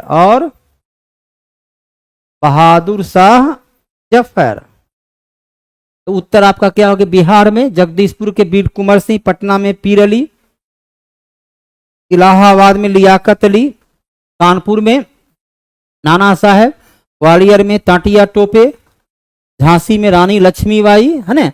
अलग अलग जगह विद्रोह का नेतृत्व अलग अलग लोगों के द्वारा किया गया। विजयनगर के कृष्णदेव राय का शासनकाल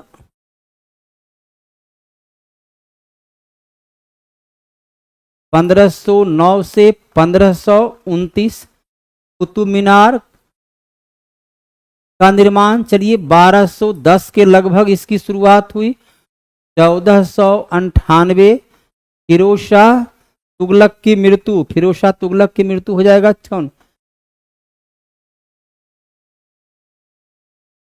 1489। फिरोज शाह तुगलक की मृत्यु जो हो जाएगी वो 1489 ईस्वी में फिरोज शाह तुगलक की 88 ही होगा। फिरोज शाह तुगलक की मृत्यु 1488। क्या घटना का सही काल क्रमानुसार? तो सबसे पहले 1210 कुतुब मीनार, चलिए दो विकल्प तो आपका समाप्त हो जाता है। उसके बाद कुतुब मीनार के बाद फिरोज शाह 2 के बाद 4, 2 के बाद 4, चलिए 2 जगह है। उसके बाद 3, 2 4 3, अर्थात आंसर आपका ये हो गया। आंसर क्या हो गया? ए हो गया। आंसर ये हो गया। पुर्तगाली भारत पर सबसे पहले कौन आया? तो वास्को डिगामा आया। कहां आया? तो केरल का कालीकट आया।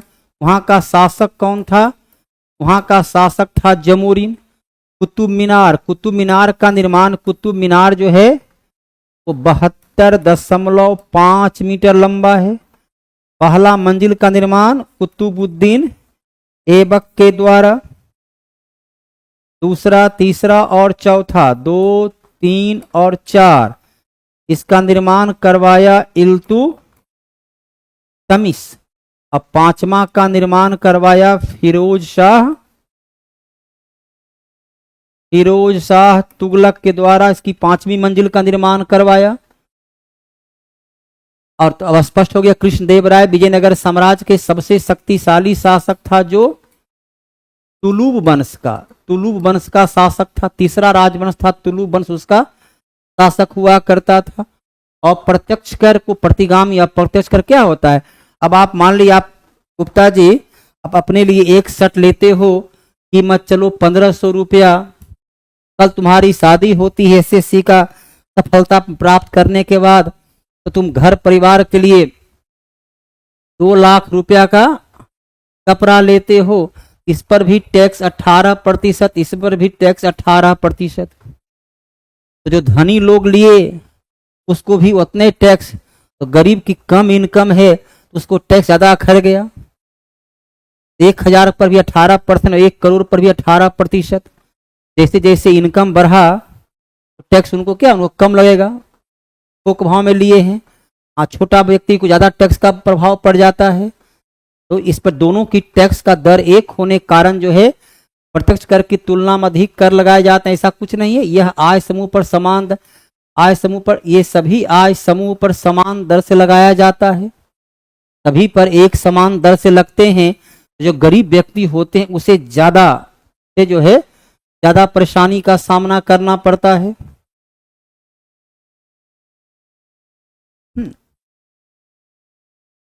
किसी अविलंबनीय लोक महत्व के मामले में तुरंत चर्चा के लिए प्रस्ताव लाया जाता है, उस पर कम से कम 1/50 का हस्ताक्षर चाहिए। साथ और क्या शर्त है, उसे क्या बोलते हैं? उसे निंदा प्रस्ताव, उसे निंदा प्रस्ताव या काम रोको प्रस्ताव, काम रोको प्रस्ताव या स्थगन प्रस्ताव, या स्थगन प्रस्ताव के नाम से जाना जाता है।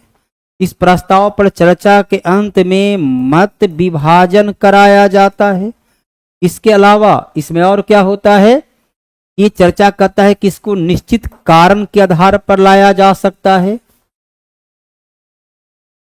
वर्षा हो रहा है, चलिए अच्छी बात है, कम से कम गर्मी में राहत है, आम के फसल वाले के लिए भी काफी लाभदायक है।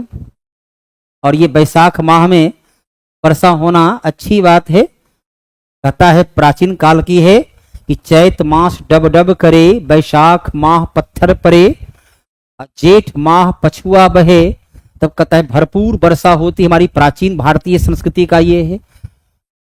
तो इसमें यदि पत्थर वगैरह पड़ता है तो वह कहीं न कहीं भविष्य के लिए लाभदायक होगा। विश्व होम्योपैथिक दिवस, अलग अलग दिवस, इतना दिवस आजकल हो गया है विद्यार्थीगण, तब तो याद दिवस को याद रखना ही एक मुश्किल टास्क बनता जा रहा है। 10 अप्रैल को मनाते हैं विश्व होम्योपैथिक दिवस, 12 जून को मनाते हैं बाल श्रम प्रतिषेध दिवस, बाल श्रम प्रतिषेध। इसे 25 अप्रैल को बनाते हैं विश्व मलेरिया उन्मूलन दिवस के रूप में मनाया जाता है। अलग अलग दिवस जो है अलग अलग, उसे दिन अलग अलग दिवस के रूप में मनाते हैं। 3 महत्वपूर्ण दिवस की यहाँ चर्चा कर दिया गया है। शेरशाह का शासनकाल 1540 से 1545। शेरशाह बिहार के सासाराम का जमींदार हुआ करता था। सासाराम का जमींदार हुआ करता था शेरशाह।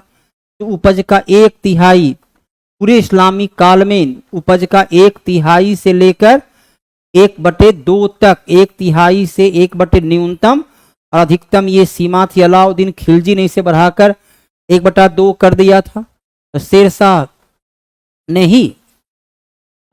ही रुपया के नाम से जो चांदी का सिक्का चलाया, रुपया के नाम से चांदी का सिक्का चलाया, जो आज भी हमारे देश का रुपया ही प्रयोग में लाया जाता है। तो शेरशाह का 1/3 एज ऑफ कंसेंट एक्ट, सहमति, विवाह के बाद भी सहमति के साथ शारीरिक संबंध स्थापित करने के लिए न्यूनतम आयु क्या होनी चाहिए? 1891 में इस प्रस्ताव को लाया गया था। न्यूनतम जो है 12 वर्ष से कम उम्र की लड़की के साथ शारीरिक संबंध स्थापित नहीं किया जा सकता है, फिजिकल संबंध स्थापित नहीं किया जा सकता है। तो सहमति के लिए न्यूनतम आयु 12 निर्धारित किया गया था। अभी जो उसकी आयु है वो 16 वर्ष किया हुआ है, अभी निर्धारित आयु है 16 वर्ष, तब जो है सो 12 वर्ष 1891 में किया गया था। किसी राज्य में विधान परिषद की संख्या, विधान परिषद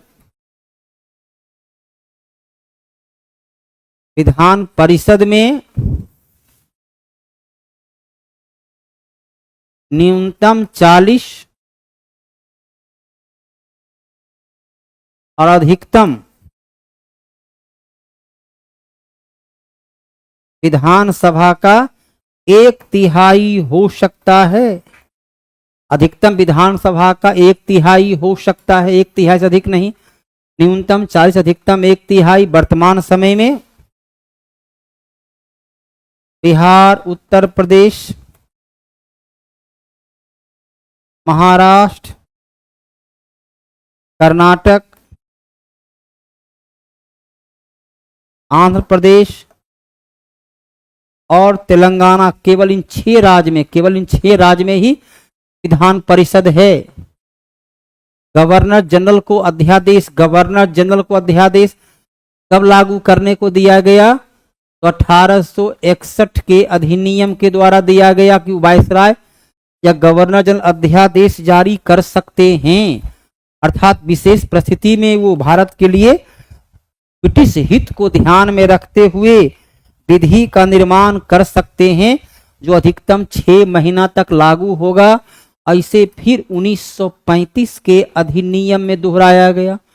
1909 के अधिनियम में दिया गया एक भारतीय को भी कार्यकारिणी में शामिल किया गया है, वायसराय की कार्यकारिणी में शामिल किया गया। इसमें प्रांतों में द्वैध शासन को लागू किया गया। यहाँ पहली बार अप्रत्यक्ष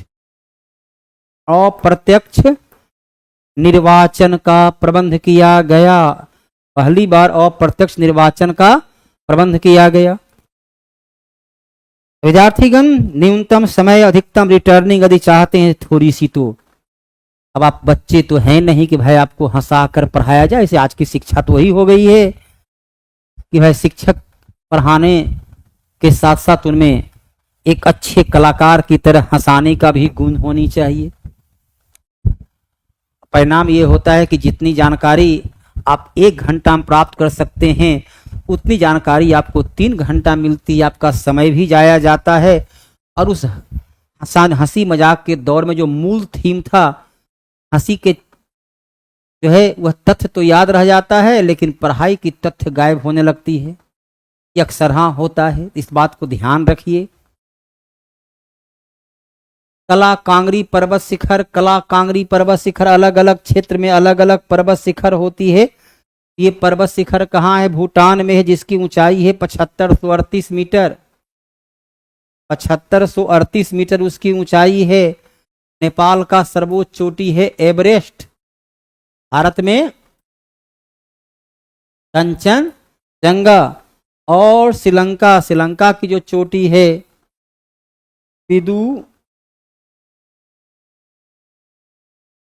रुतलागला, जो मात्र 2524 मीटर उसकी सर्वोच्च चोटी हो जाती है ना। संयुक्त राष्ट्र शरणार्थी उच्चायोग का मुख्यालय जिनेवा में है और इसकी स्थापना 1950-51 में किया गया कि विश्व स्तर पर जो युद्ध है, पार है, तूफान है, जो अपने देश से विस्थापित होना पड़ता है, कभी धार्मिक उत्पीड़न के नाम पर, कभी अन्य के नाम पर। भारत एकमात्र ऐसे दुनिया का देश है जहां उत्पीड़न को भी छिपाने का प्रयत्न किया जाता है, उसे भी अलग अलग रंग देने के, आतंकवाद और नक्सलवाद जैसे घटनाओं को बचाने के लिए इतना उसको मारने की तत्परता होती, उससे कई गुना उसे संरक्षण देने वाले हमारे देश में है। सदियों से हम गुलाम रहे, लेकिन हमारी गुलामी की मानसिकता ऐसी हो चुकी है कि हमें अपना अच्छा बुरा समझने में ही हमें असमर्थ हो चुके हैं। पेरिस में किसका मुख्यालय है? यूनेस्को। यूनेस्को का मुख्यालय लंदन में एम्नेस्टी इंटरनेशनल।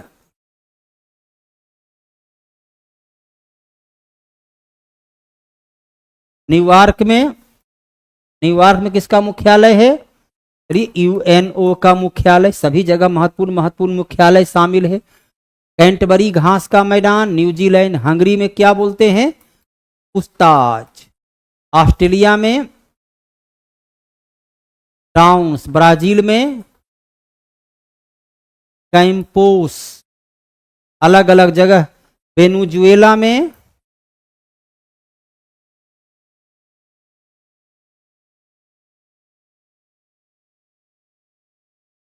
लानोस। वेनेजुएला में लानोस। अमेरिका में प्रेरीज। अर्जेंटीना में पंपास। अलग अलग जगह घास के मैदान को अलग अलग नाम से जाना जाता है। मोसाद इजराइल सही है। SAVAK Mukhabarat. सावाक जो है कहाँ का है? तो सावाक है ईरान का। इराक का होता है। इसका भी से मुखबराते नाम है, लेकिन थोड़ा सा उसमें मिस्र से थोड़ा सा परिवर्तन है। मिस्र से जो है वो थोड़ा सा उसमें परिवर्तन है। और अल मुखबरात उसका नाम है। अल मुखबरात। नाइचो जापान, अर्थात ये मिला हुआ नहीं है। भारत में रॉ।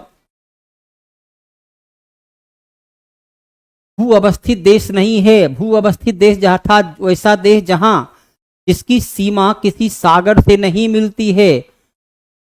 अब नामीबिया देखिए, नामीबिया की सीमा सागर से मिलती है। नामीबिया की सीमा जो है वो सागर से मिलती है। यह अटलांटिक महासागर के तट पर अवस्थित है। जब इसकी सीमा सागर से मिलती है तो भू अवस्थित नहीं हो सकता है। मंगोलिया हो गया, स्लोवाकिया होगा, स्वाजीलैंड हो गया। देखिए पड़ोस में नेपाल हो गया, पड़ोस का भूटान है, पड़ोस का अफगानिस्तान है। इसकी सीमा सागर से नहीं मिलती है। मलावी की राजधानी, चलिए अब तो क्वेश्चन आपके सामने, लुसाका किसकी राजधानी है? लुसाका राजधानी हो गई जाम्बिया का। जाम्बिया की राजधानी लुसाका। ये मलावी की राजधानी हो गई, या मलावी का ये मलावी का ही सबसे बड़े शहर में से एक है। Harare Zimbabwe. हरारे जो है जिम्बाब्वे की राजधानी हरारे। दक्षिण कोरिया डॉलर, यूएसए युआन, चीन वॉन, दक्षिण कोरिया एन, जापान। अलग अलग देश की अलग अलग मुद्रा है। चलिए अब करंट अफेयर्स का है। आईसीआईसी चैंपियन ट्रॉफी भारत को कितना मिला? 58 करोड़ रुपया। विजेता होने के नाते भारत को मिला 58 करोड़। वर्ल्ड हैप्पीनेस रिपोर्ट में भारत का स्थान 118। नंबर 1 पर है फिनलैंड। नंबर 1 पर कौन है? फिनलैंड। भारत अपनी 126 रैंक से थोड़ा सा सुधार किया है। हम लोग खुद से ज्यादा दुखी रहा करते हैं। मनसुख ने विराट ये आयुष्मान खुराना को फिट इंडिया आइकॉन घोषित किया है। उनकी बॉडी जो है बड़ा ही संतुलित है, उसके लिए घोषित किया गया है। रणजी ट्रॉफी के विजेता विदर्भ जो है तीसरी बार विदर्भ विजेता रहा है। सबसे अधिक मुंबई जीता है। सबसे अधिक रणजी ट्रॉफी जो कि भारतीय आंतरिक खेलों का सबसे महत्वपूर्ण क्रिकेट में है। भारतीय सैनिकों को श्रद्धांजलि दी गई फ्रांस में, क्योंकि फ्रांस, इंग्लैंड, रूस ये सब एक साथ मिलकर युद्ध कर रहे थे। उसमें बहुत सारे भारतीय भी मारे गए।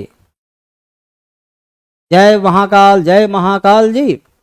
उसमें फ्रांस में जाकर के भारत के कौन थे? उपेंद्र द्विवेदी है ना। उपेंद्र द्विवेदी ने जापान में फ्रांस में जो भारतीय सेना शहीद हुए थे उनके सम्मान में वहां पर पुष्पार्पण किए। नागरिक उड्डयन सुरक्षा, चलिए सब कोई विशेष क्वेश्चन तो रहता नहीं है। ये सब एक सिंपल सा क्वेश्चन है, कभी कभार चलिए इस पर क्वेश्चन पूछ देता है। राजेश निर्वाण जो है चर्चा में रहा अनामुडी शोला। अनामुडी, आपको पता है कि अनामुडी दक्षिण भारत की सबसे ऊंची चोटी 2695 मीटर ऊंची है। अन्नामलाई पहाड़ी, अन्नामलाई पहाड़ी में है। और ये पहाड़ी कहाँ पर है? अन्नामलाई पहाड़ी जो है कहाँ अवस्थित है? केरला में है।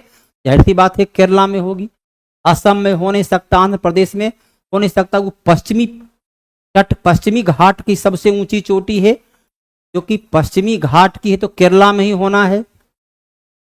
भारत और ये किसके बीच, भारत और किसके किसके बीच ये हुआ? तो साइक्लोन मिस्र के बीच और श्रीलंका के बीच जो हुआ था, तिलनेक्स के नाम से श्रीलंका, सूर्य किरण के नाम से नेपाल, और धर्म गार्जियन के नाम से जापान के साथ। 38वीं 50 में खेल में नीरज कुमार 50 मीटर राइफल में जो सर्विसेज अर्थात सेना के हैं, 50 मीटर राइफल में 3 पोजीशन इवेंट में गोल्ड पदक जीते। चलिए यहीं पर आपका सेट समाप्त होता है। विद्यार्थीगण, इस सेट को पूरी तरह स्पष्टता के साथ, सरलता के साथ समाप्त किए। चलिए, तो देखिए आपका पहला नंबर क्वेश्चन क्या कह रहा है? कह रहा है पादप आपका जगत में सबसे छोटा बीज किसका होता है? यानी कि बीज कहने का मतलब जिससे आपका पौधा तैयार होता है, तो सबसे छोटा आपका बीज किसका होता है ये बताइए। सबसे छोटा जो आपका बीज होता है, ये आर्किड्स का बीज आपका सबसे छोटा होता है। नारियल नहीं, नारियल का जो आपका फल होता है उसके ऊपर जो कवर वाला जो होता है ना, स्केलेन काइमा का जो बना होता है, उसका हम रस्सी उस्सी बना सकते हैं, ठीक है ना। देखिए कह रहा है कि आपका घासों में नहीं, घास में नहीं, सिनकोना में बिल्कुल नहीं, आर्किड का जो बीज होता है ये सबसे छोटा आपका बीज होता है। अगला देखिए, कह रहा है कि फारेनहाइट पैमाने में शुद्ध जल का क्वथनांक कितना होगा?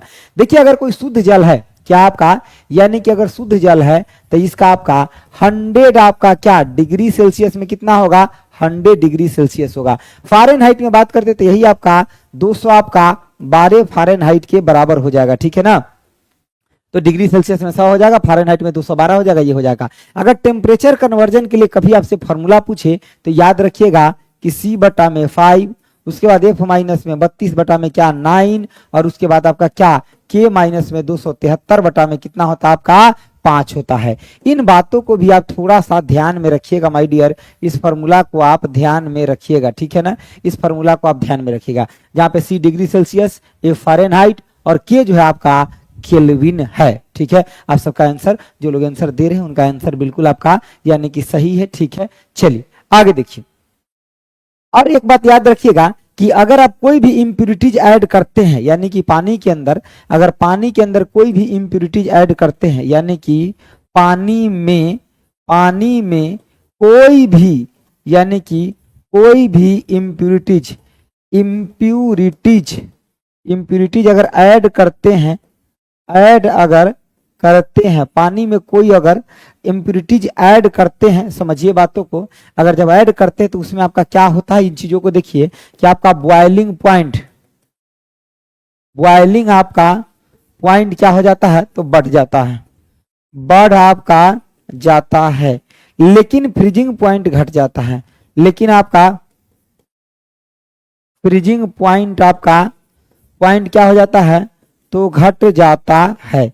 क्या हो जाता है आपका फ्रीजिंग पॉइंट आपका घट जाता है। समझिए बातों को, आगे देखिए।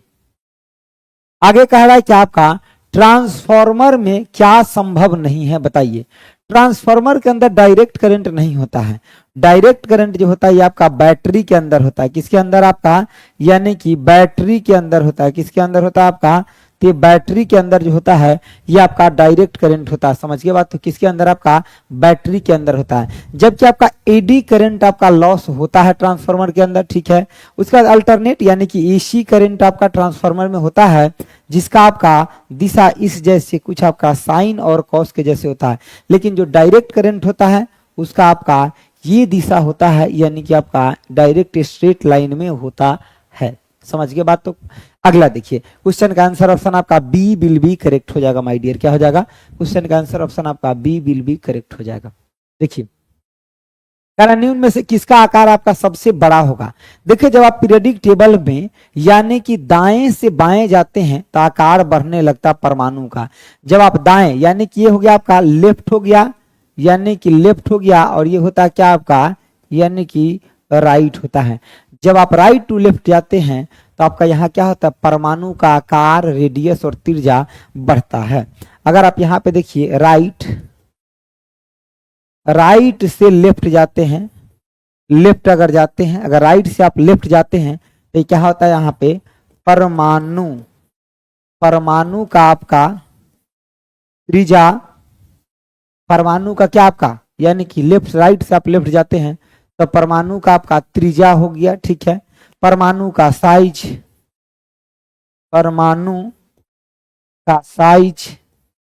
परमाणु का त्रिज्या, परमाणु का साइज, ये सब क्या होता है आपका तो बढ़ता है। ये दोनों के दोनों क्या होता है माय डियर, तो आपका बढ़ता है।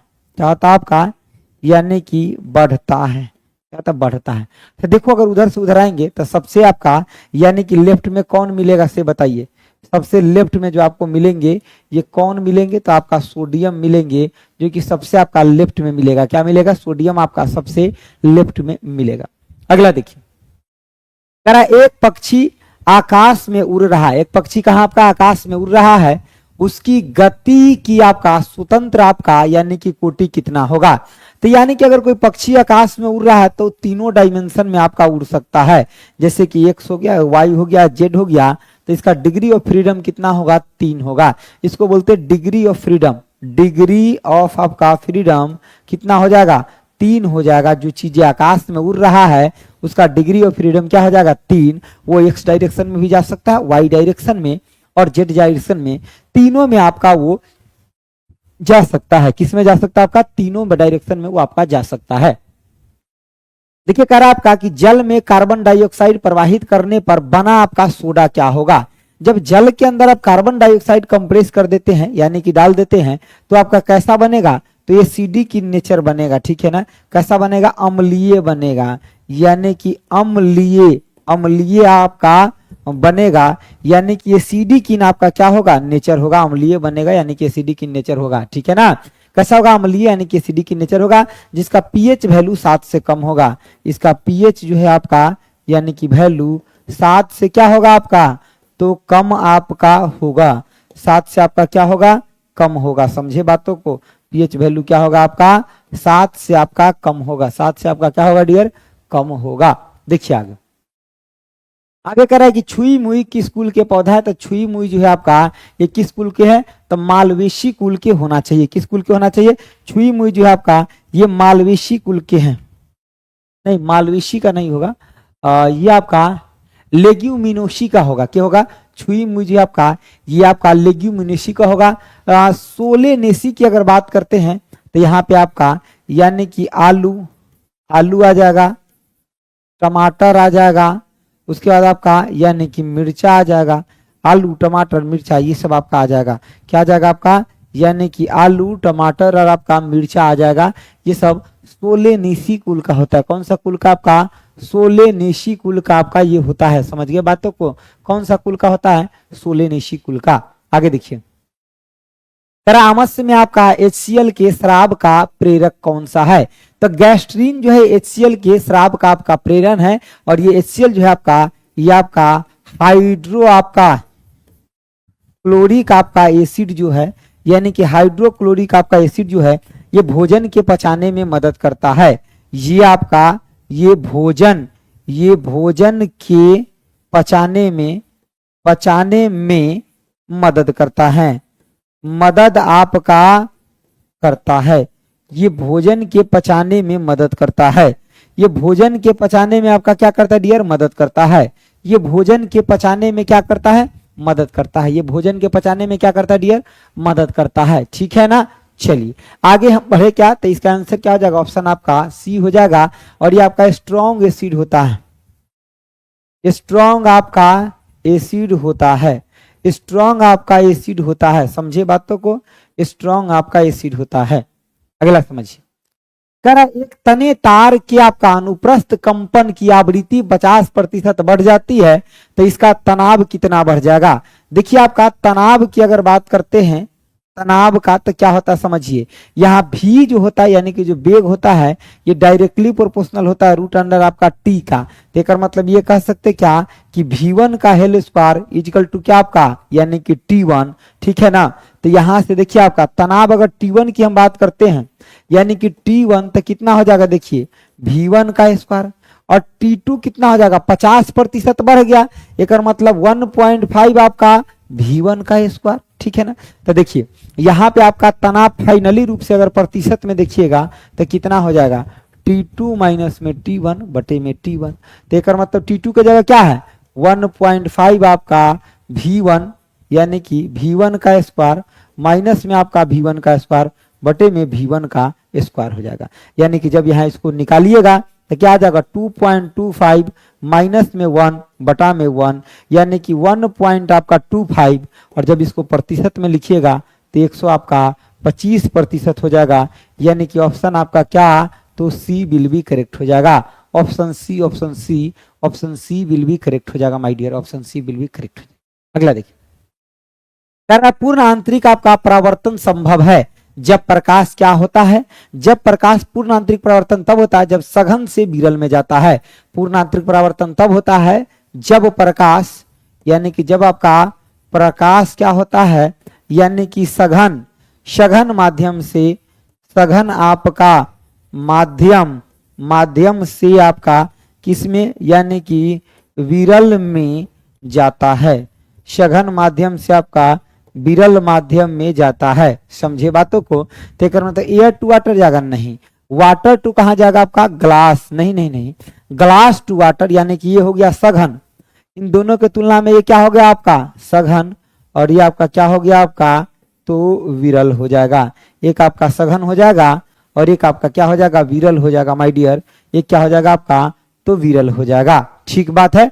चलिए तो आंसर क्या हो जाएगा ऑप्शन आपका। ऐसे भी ग्लास के लिए आपका कितना होता है 1.5 होता है रिफ्लेक्टिव इंडेक्स, और इसके लिए 1.33 रिफ्लेक्टिव इंडेक्स होता है। समझ गए बात को, आगे आइए देखिए। खाद्य पदार्थों के परीक्षण के लिए कौन सा यानी कि पदार्थ प्रयुक्त नहीं किया जाता है, मतलब किसका प्रयोग नहीं किया जाता है खाद्य पदार्थ के परीक्षण के, मतलब उसको अच्छे से रखने के लिए परीक्षण के लिए किसका प्रयोग नहीं किया जाता, ऑक्जेलिक एसिड का नहीं किया जाता है। ये आपका कहाँ मिलता है तो पालक और टमाटर के अंदर, यानी कि पालक और आपका कहाँ टमाटर में मिलता है, टमाटर में आपका मिलता है, पालक और टमाटर में आपका मिलता है, ठीक है। साल्ट का यूज किया जाता है, एसिटिक एसिड भी किया जाता है, और शुगर का यूज किया जाता है। इन सब का यूज आपका किया जाता है, किस लिए इन सब का यूज किया जाता है तो इस सब का यूज आपका खाद्य पदार्थों के परीक्षण के लिए किया जाता है, खाद्य पदार्थों के परीक्षण के लिए किया जाता है इन सब का यूज, ठीक है ना। चलिए आगे देखिए, कह रहा है कि निम्नलिखित में से संयोजी उत्तक नहीं है। देखिए कह रहा है संयोजी उत्तक नहीं यानी कि कनेक्टिव टिश्यू कौन नहीं है, तो बोन आपका कनेक्टिव टिश्यू है, ब्लड भी है और कार्टिलेज भी आपका है, आपका ये नहीं होता है। एक बात का ध्यान रखिएगा, एक तो होता है आपका लिगामेंट होता है, लिगामेंट में आपका बोन टू आपका बोन कनेक्शन होता है, और एक आपका क्या होता है यानी कि टेंडन होता है, टेंडन में आपका बोन से आपका क्या तो मांस आपका पेशी कनेक्ट होता है, यानी कि मांस पेशी, मांस आपका यानी कि पेशी कनेक्ट होता है, मांस पेशी आपका कनेक्ट होता है, ठीक है। ये सभी बातों को आप अच्छे से याद रखेंगे। अगर हम ब्लड की बात करते हैं, ठीक है, तो ब्लड आपका एक कनेक्टिव टिश्यू है, ठीक है।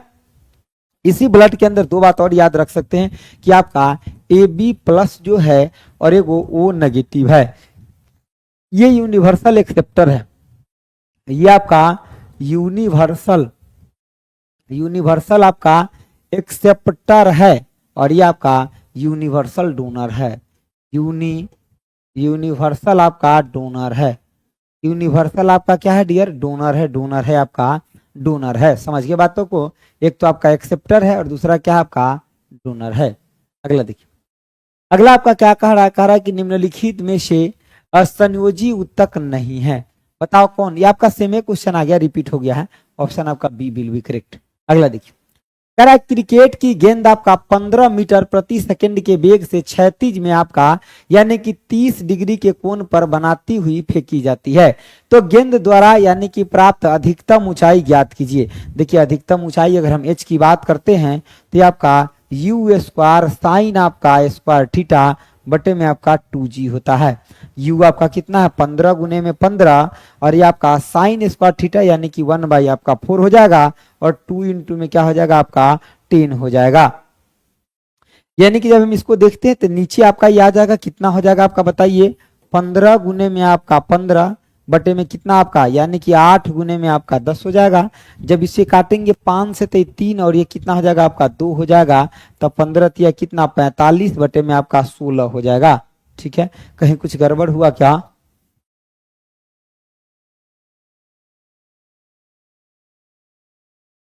मीटर ठीक जा रहा है, कहीं कुछ गड़बड़ तो नहीं हुआ।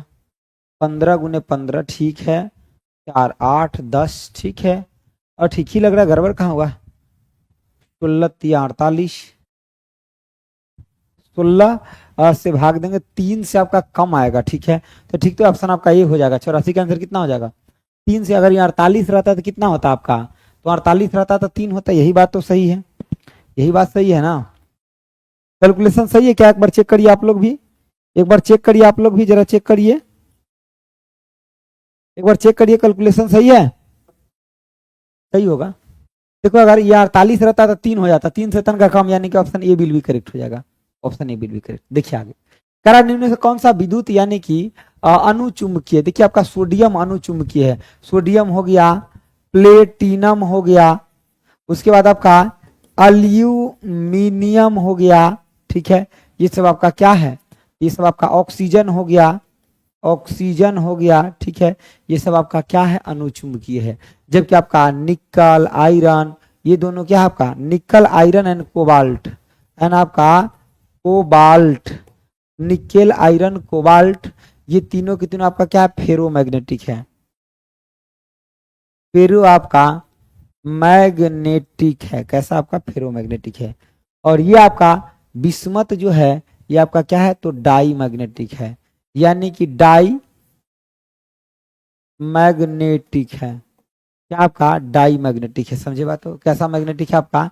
डाई मैग्नेटिक है। ठीक है, कैसा मैग्नेटिक है आपका? डाई मैग्नेटिक, यानी कि आपका डाई मैग्नेटिक। अगला देखिए कह रहा है किसी परमाणु के लिए आपका प्लम पुडिंग मॉडल किसके द्वारा यानी कि दिया गया? तो प्लम आपका पुडिंग मॉडल जो है किसके द्वारा दिया गया? तो प्लम पुडिंग मॉडल जो है आपका ये किसके द्वारा दिया गया था? जे थॉमसन के द्वारा दिया गया था। ठीक है, प्लम पुडिंग जे थॉमसन के। एंटोनियो लेवोजियर को क्या कहा था? फादर ऑफ केमिस्ट्री के नाम से जाना जाता है। फादर्स ऑफ केमिस्ट्री, केमिस्ट्री के नाम से जाना जाता है। ठीक है, फादर ऑफ केमिस्ट्री। अर्नेस्ट आपका रदरफोर्ड ने नाभिक का खोज किया। इन्होंने क्या किया आपका? यानी कि नाभिक का क्या किया? तो आपका यानी कि खोज किया। नाभिक का क्या किया? खोज किया था। और रेडियो सक्रिय तत्व के बारे में भी इन्होंने ही बताया था। ठीक है, क्वेश्चन का आंसर ऑप्शन बी हो जाएगा। अगले देखिए सर आपका दुग्धजनक हार्मोन का स्राव कहाँ से होता है? बताइए, दुग्धजनक जो आपका हार्मोन होता है उसका स्राव कहाँ से होता है? आप लोग फटाफट कमेंट बॉक्स में बताइए, इतना देरी मत करिए। आप लोग आंसर एकदम पूरा देते बहुत लेट लेट करके, फटाफट आंसर दीजिए ना। देखिए थे क्या कह रहा आपका? दुग्ध यानी कि दुग्धजनक हार्मोन का स्राव कहाँ से होता है आपको बताना है। तो पीयूष ग्रंथि यानी कि पिट्यूटरी ग्लैंड से होता है। इस पिट्यूटरी ग्लैंड को मास्टर ग्लैंड के नाम से भी जाना जाता है। क्या जाना जाता है आपका? यानी कि मास्टर आपका ग्लैंड, ग्लैंड के नाम से जाना जाता है, नाम से आपका जाना जाता है। ठीक है, अंडा से ओवरी नहीं होगा, ओवरी से तो एग निकलता है। ठीक है ना, यानी कि ऑप्शन आपका क्या हो जाएगा? ऑप्शन आपका इसका क्या हो जाएगा? डी, यानी कि 99 का आंसर क्या हो जाएगा? ऑप्शन आपका डी विल बी करेक्ट हो जाएगा। ठीक है, चलिए ठीक है, तो इसका आंसर क्या होगा? ऑप्शन आपका डी विल बी करेक्ट हो जाएगा। ऑप्शन आपका डी विल बी करेक्ट हो जाएगा। आगे देखिए, आगे कह रहा आपका अर्धसूत्री विभाजन इनमें से किसमें नहीं होता है? अर्धसूत्री विभाजन किसमें नहीं होता, ये आपको बताना है कि अर्धसूत्री विभाजन किसमें नहीं होता। देखिए, तो बैक्टीरिया जो होता है इसमें आपका अर्धसूत्री विभाजन आपका नहीं होता है, बाकी सब में होता है आपका। जंतु कोशिका में भी होता है। देखिए, जंतु कोशिका के अंदर आपका अर्धसूत्री विभाजन होता है। पादप कोशिका में होता है। पादप कोशिका में आपका कोशिका भित्ति भी पाया जाता है। इसमें क्या आपका पाया जाता है? कोशिका भित्ति, यानी कि कोशिका आपका भित्ति भी पाया जाता है। कोशिका भित्ति किसमें पाया जाता है आपका? यानी कि पादप कोशिका में पाया जाता है। और यही पूछा जाता है जंतु कोशिका में कोशिका भित्ति आपका ऑब्सेंट होता है। कोशिका भित्ति आपका क्या होता है? जंतु कोशिका में ऑब्सेंट होता है। कह रहा है कि किसी अगर 15 सेंटीमीटर फोकस दूरी वाली अगर लेंस उत्तल लेंस से 10 सेंटीमीटर की दूरी पर एक पेंसिल को ऊर्ध्वाधर रखा जाता है तो उसका प्रतिबिंब क्या होगा? देखिए, अगर हम बात करते लेंस के फॉर्मूला का, किसका? लेंस अगर हम फॉर्मूला की बात करते हैं तो क्या होता है? 1/f equal to -1/u plus में 1/ आपका v होता है। ठीक है ना? तब अगला थोड़ा सा बात को समझ लीजिए। देखिए, आपको इसमें क्या दिया? u दिया है, f दिया आपका कितना? तो बताइए 15 आपका सेंटीमीटर, ये प्लस में होगा क्योंकि उत्तल लेंस है। और आपका u कितना होगा? तो माइनस आपका 10 सेंटीमीटर। वस्तु की दूरी ऑलवेज आपका क्या होता है? नेगेटिव होता है माय डियर। क्या होता है आपका? ऑलवेज नेगेटिव होता है। तो 1/ आपका कितना? 15। और ये यहाँ माइनस है, वो भी माइनस, तो प्लस हो जाएगा। इधर आएगा तो माइनस में 1/10 तो इक्वल टू 1/v। जब यहाँ से आप v को निकालेंगे तो कितना आ जाएगा? माइनस आपका 30 सेंटीमीटर आ जाएगा। ठीक है। और अगर हम बात करते किसका? यानी कि आवर्धन, मैग्निफिकेशन का। ठीक है, देखिए, अगर हम बात करते हैं मैग्निफिकेशन का तो क्या होता है? हाइट ऑफ इमेज बटा में हाइट ऑफ ऑब्जेक्ट, या ये भी बोल सकते हैं आप कि v बटा में u होता है। तो -30 बटा में आपका -10, यानी कि आपका कितना हो जाएगा? 3 हो जाएगा। मैग्निफिकेशन अगर 3 आ गया, एक मतलब इमेज क्या बनेगा? बड़ा बनेगा, यानी कि वस्तु से बड़ा बनेगा। और जब लेंस कैसा है आपका? यानी कि यहाँ पे उत्तल लेंस है। ठीक है, तो इमेज कैसा बनेगा? लेंस अगर उत्तल है, उत्तल लेंस है, उत्तल लेंस का मतलब क्या हो गया? अवतल दर्पण के जैसा प्रॉपर्टी होगा। उत्तल लेंस है तो कैसा प्रॉपर्टी होगा? अवतल दर्पण के जैसा होगा प्रॉपर्टी। उत्तल लेंस है, किसी 15 सेंटीमीटर फोकस दूरी वाले आपका उत्तल लेंस से 10 सेंटीमीटर की दूरी पर अगर पेंसिल को ऊर्ध्वाधर रखा जाता है तो प्रतिबिंब तो आपका बन गया। यानी कि जितना बड़ा वस्तु होगा, वस्तु से 3 गुना बड़ा आपका क्या बनेगा? प्रतिबिंब बनेगा। ठीक है, वस्तु से 3 गुना बड़ा आपका प्रतिबिंब बनेगा। ठीक है, वस्तु से 3 गुना बड़ा प्रतिबिंब बनेगा। ठीक है, तो देखिए आपका ये कैसा बनेगा आपका? यानी कि ये पॉजिटिव आया, एक मतलब आपका सीधा बनेगा। और ये आपका अवतल उत्तल लेंस है, एक मतलब अवतल दर्पण, जैसे अवतल आपका अवतल दर्पण जैसा प्रॉपर्टी होगा, जैसा होगा आपका, ये बोलिए। ठीक है, देखिए, तो इसमें आपका प्रतिबिंब कहाँ बनेगा? पीछे, सीधा बनेगा, पीछे बनेगा, आभासी, और आपका आवर्धित बनेगा। ऑप्शन डी बिल भी क्या हो जाएगा? करेक्ट हो जाएगा। यानी कि अगर ये दर्पण जो होता है ना, ये जो आपका दर्पण होता है, ठीक है, तो इसमें आपका कहाँ बनेगा प्रतिबिंब? प्रतिबिंब आपका पीछे बनेगा। ठीक है, और 3 गुना बनेगा। कितना बनेगा? 3 गुना बड़ा बनेगा, सीधा, आभासी, और आपका पीछे बनेगा। अगला देखिए, अगला है आपका क्या? समझिए बातों को, देखिए। अगला आपका आवर्त सारणी में समान तत्वों के समूह की समान विशेषता क्या होती है? समान तत्वों के समूह की समान विशेषता आपका क्या होती है? समझिए जरा सा, क्या होती है बताइए जल्दी से, डू फास्ट, बताइए क्या होता है? नहीं, ये कर रहे हैं अभी बिहार एसएससी, आज चलेगा तो हम पीआरटी ले लेंगे अभी लाइव में। हो गया सर के खत्म, वही में। तो रुकिए 5 मिनट, अब आते हैं। यार वो क्वेश्चन है उस्मान सर, 1 घंटा लेंगे बस, हमारा दो क्वेश्चन है हमारा। और हाँ बोलिए ना कि 2 मिनट में सर आ रहे हैं, बोल दीजिए, बोलिए 5 मिनट में सर आ रहे हैं।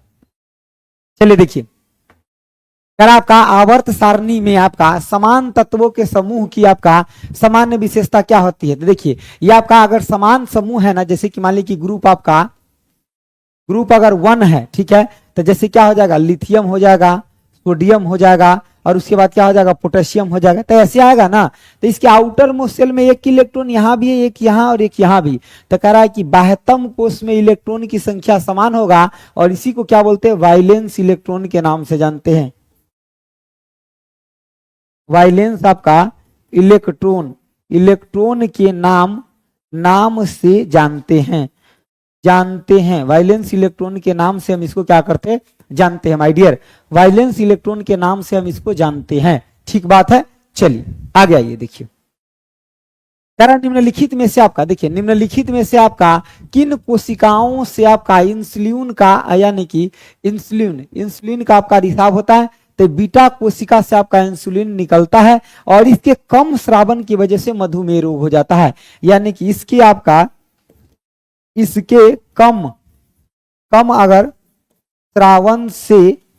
कम श्रावण से यानी कि मधु आपका में रोग हो जाता है, मधुमेह रोग आपका हो जाता है। इसके कम श्रावण से आपका क्या होता है, मधुमेह रोग आपका हो जाता है। इसके कम श्रावण की वजह से मधुमेह रोग हो जाता है, ठीक है। तो ध्यान रखना कि इसका स्राव अच्छा खासा होना चाहिए ताकि मधुमेह रोग ना हो। अगला देखिए, निम्नलिखित विकल्पों में से कौन सा आपका मछली नहीं है, यह आपको बताना है कि कौन सा इसमें से आपका मछली नहीं है। कौन सा मछली नहीं है, तो आपका यानी कि साल्मोन जो है आपका ये मछली नहीं है, जबकि जेली फिश आपका एक फिश है, ठीक है। लोबस्टर आपका एक फिश है, व्हेल आपका एक फिश है, ठीक है। लेकिन आपका यानी कि साल्मोन जो है ये आपका एक टाइप का फिश यानी कि मछली नहीं है। अगला क्वेश्चन देखिए, अदरक यानी कि होते हैं, अदरक क्या होता है, अदरक क्या कोई रूट होता है, नहीं। और रूट का मतलब क्या हो गया आपका, जैसे कि आपका गाजर हो गया या आपका मूली हो गया। अगली बात देखिए आपका लीफ तो आपका पत्ता होता है, ये क्या होता है आपका, यानी कि आपका पत्ता आपका होता है, ठीक है। ये स्टेम होता है, अदरक क्या होता है, एक टाइप का आपका स्टेम होता है या इंटरनोड भी कह सकते उसमें होता है, ठीक है। इंटर यानी कि ये तना होता है। अब अदरक आपका तना भी बोल सकते हैं या और तना क्या होता है आपका, आलू भी आपका एक तना होता है।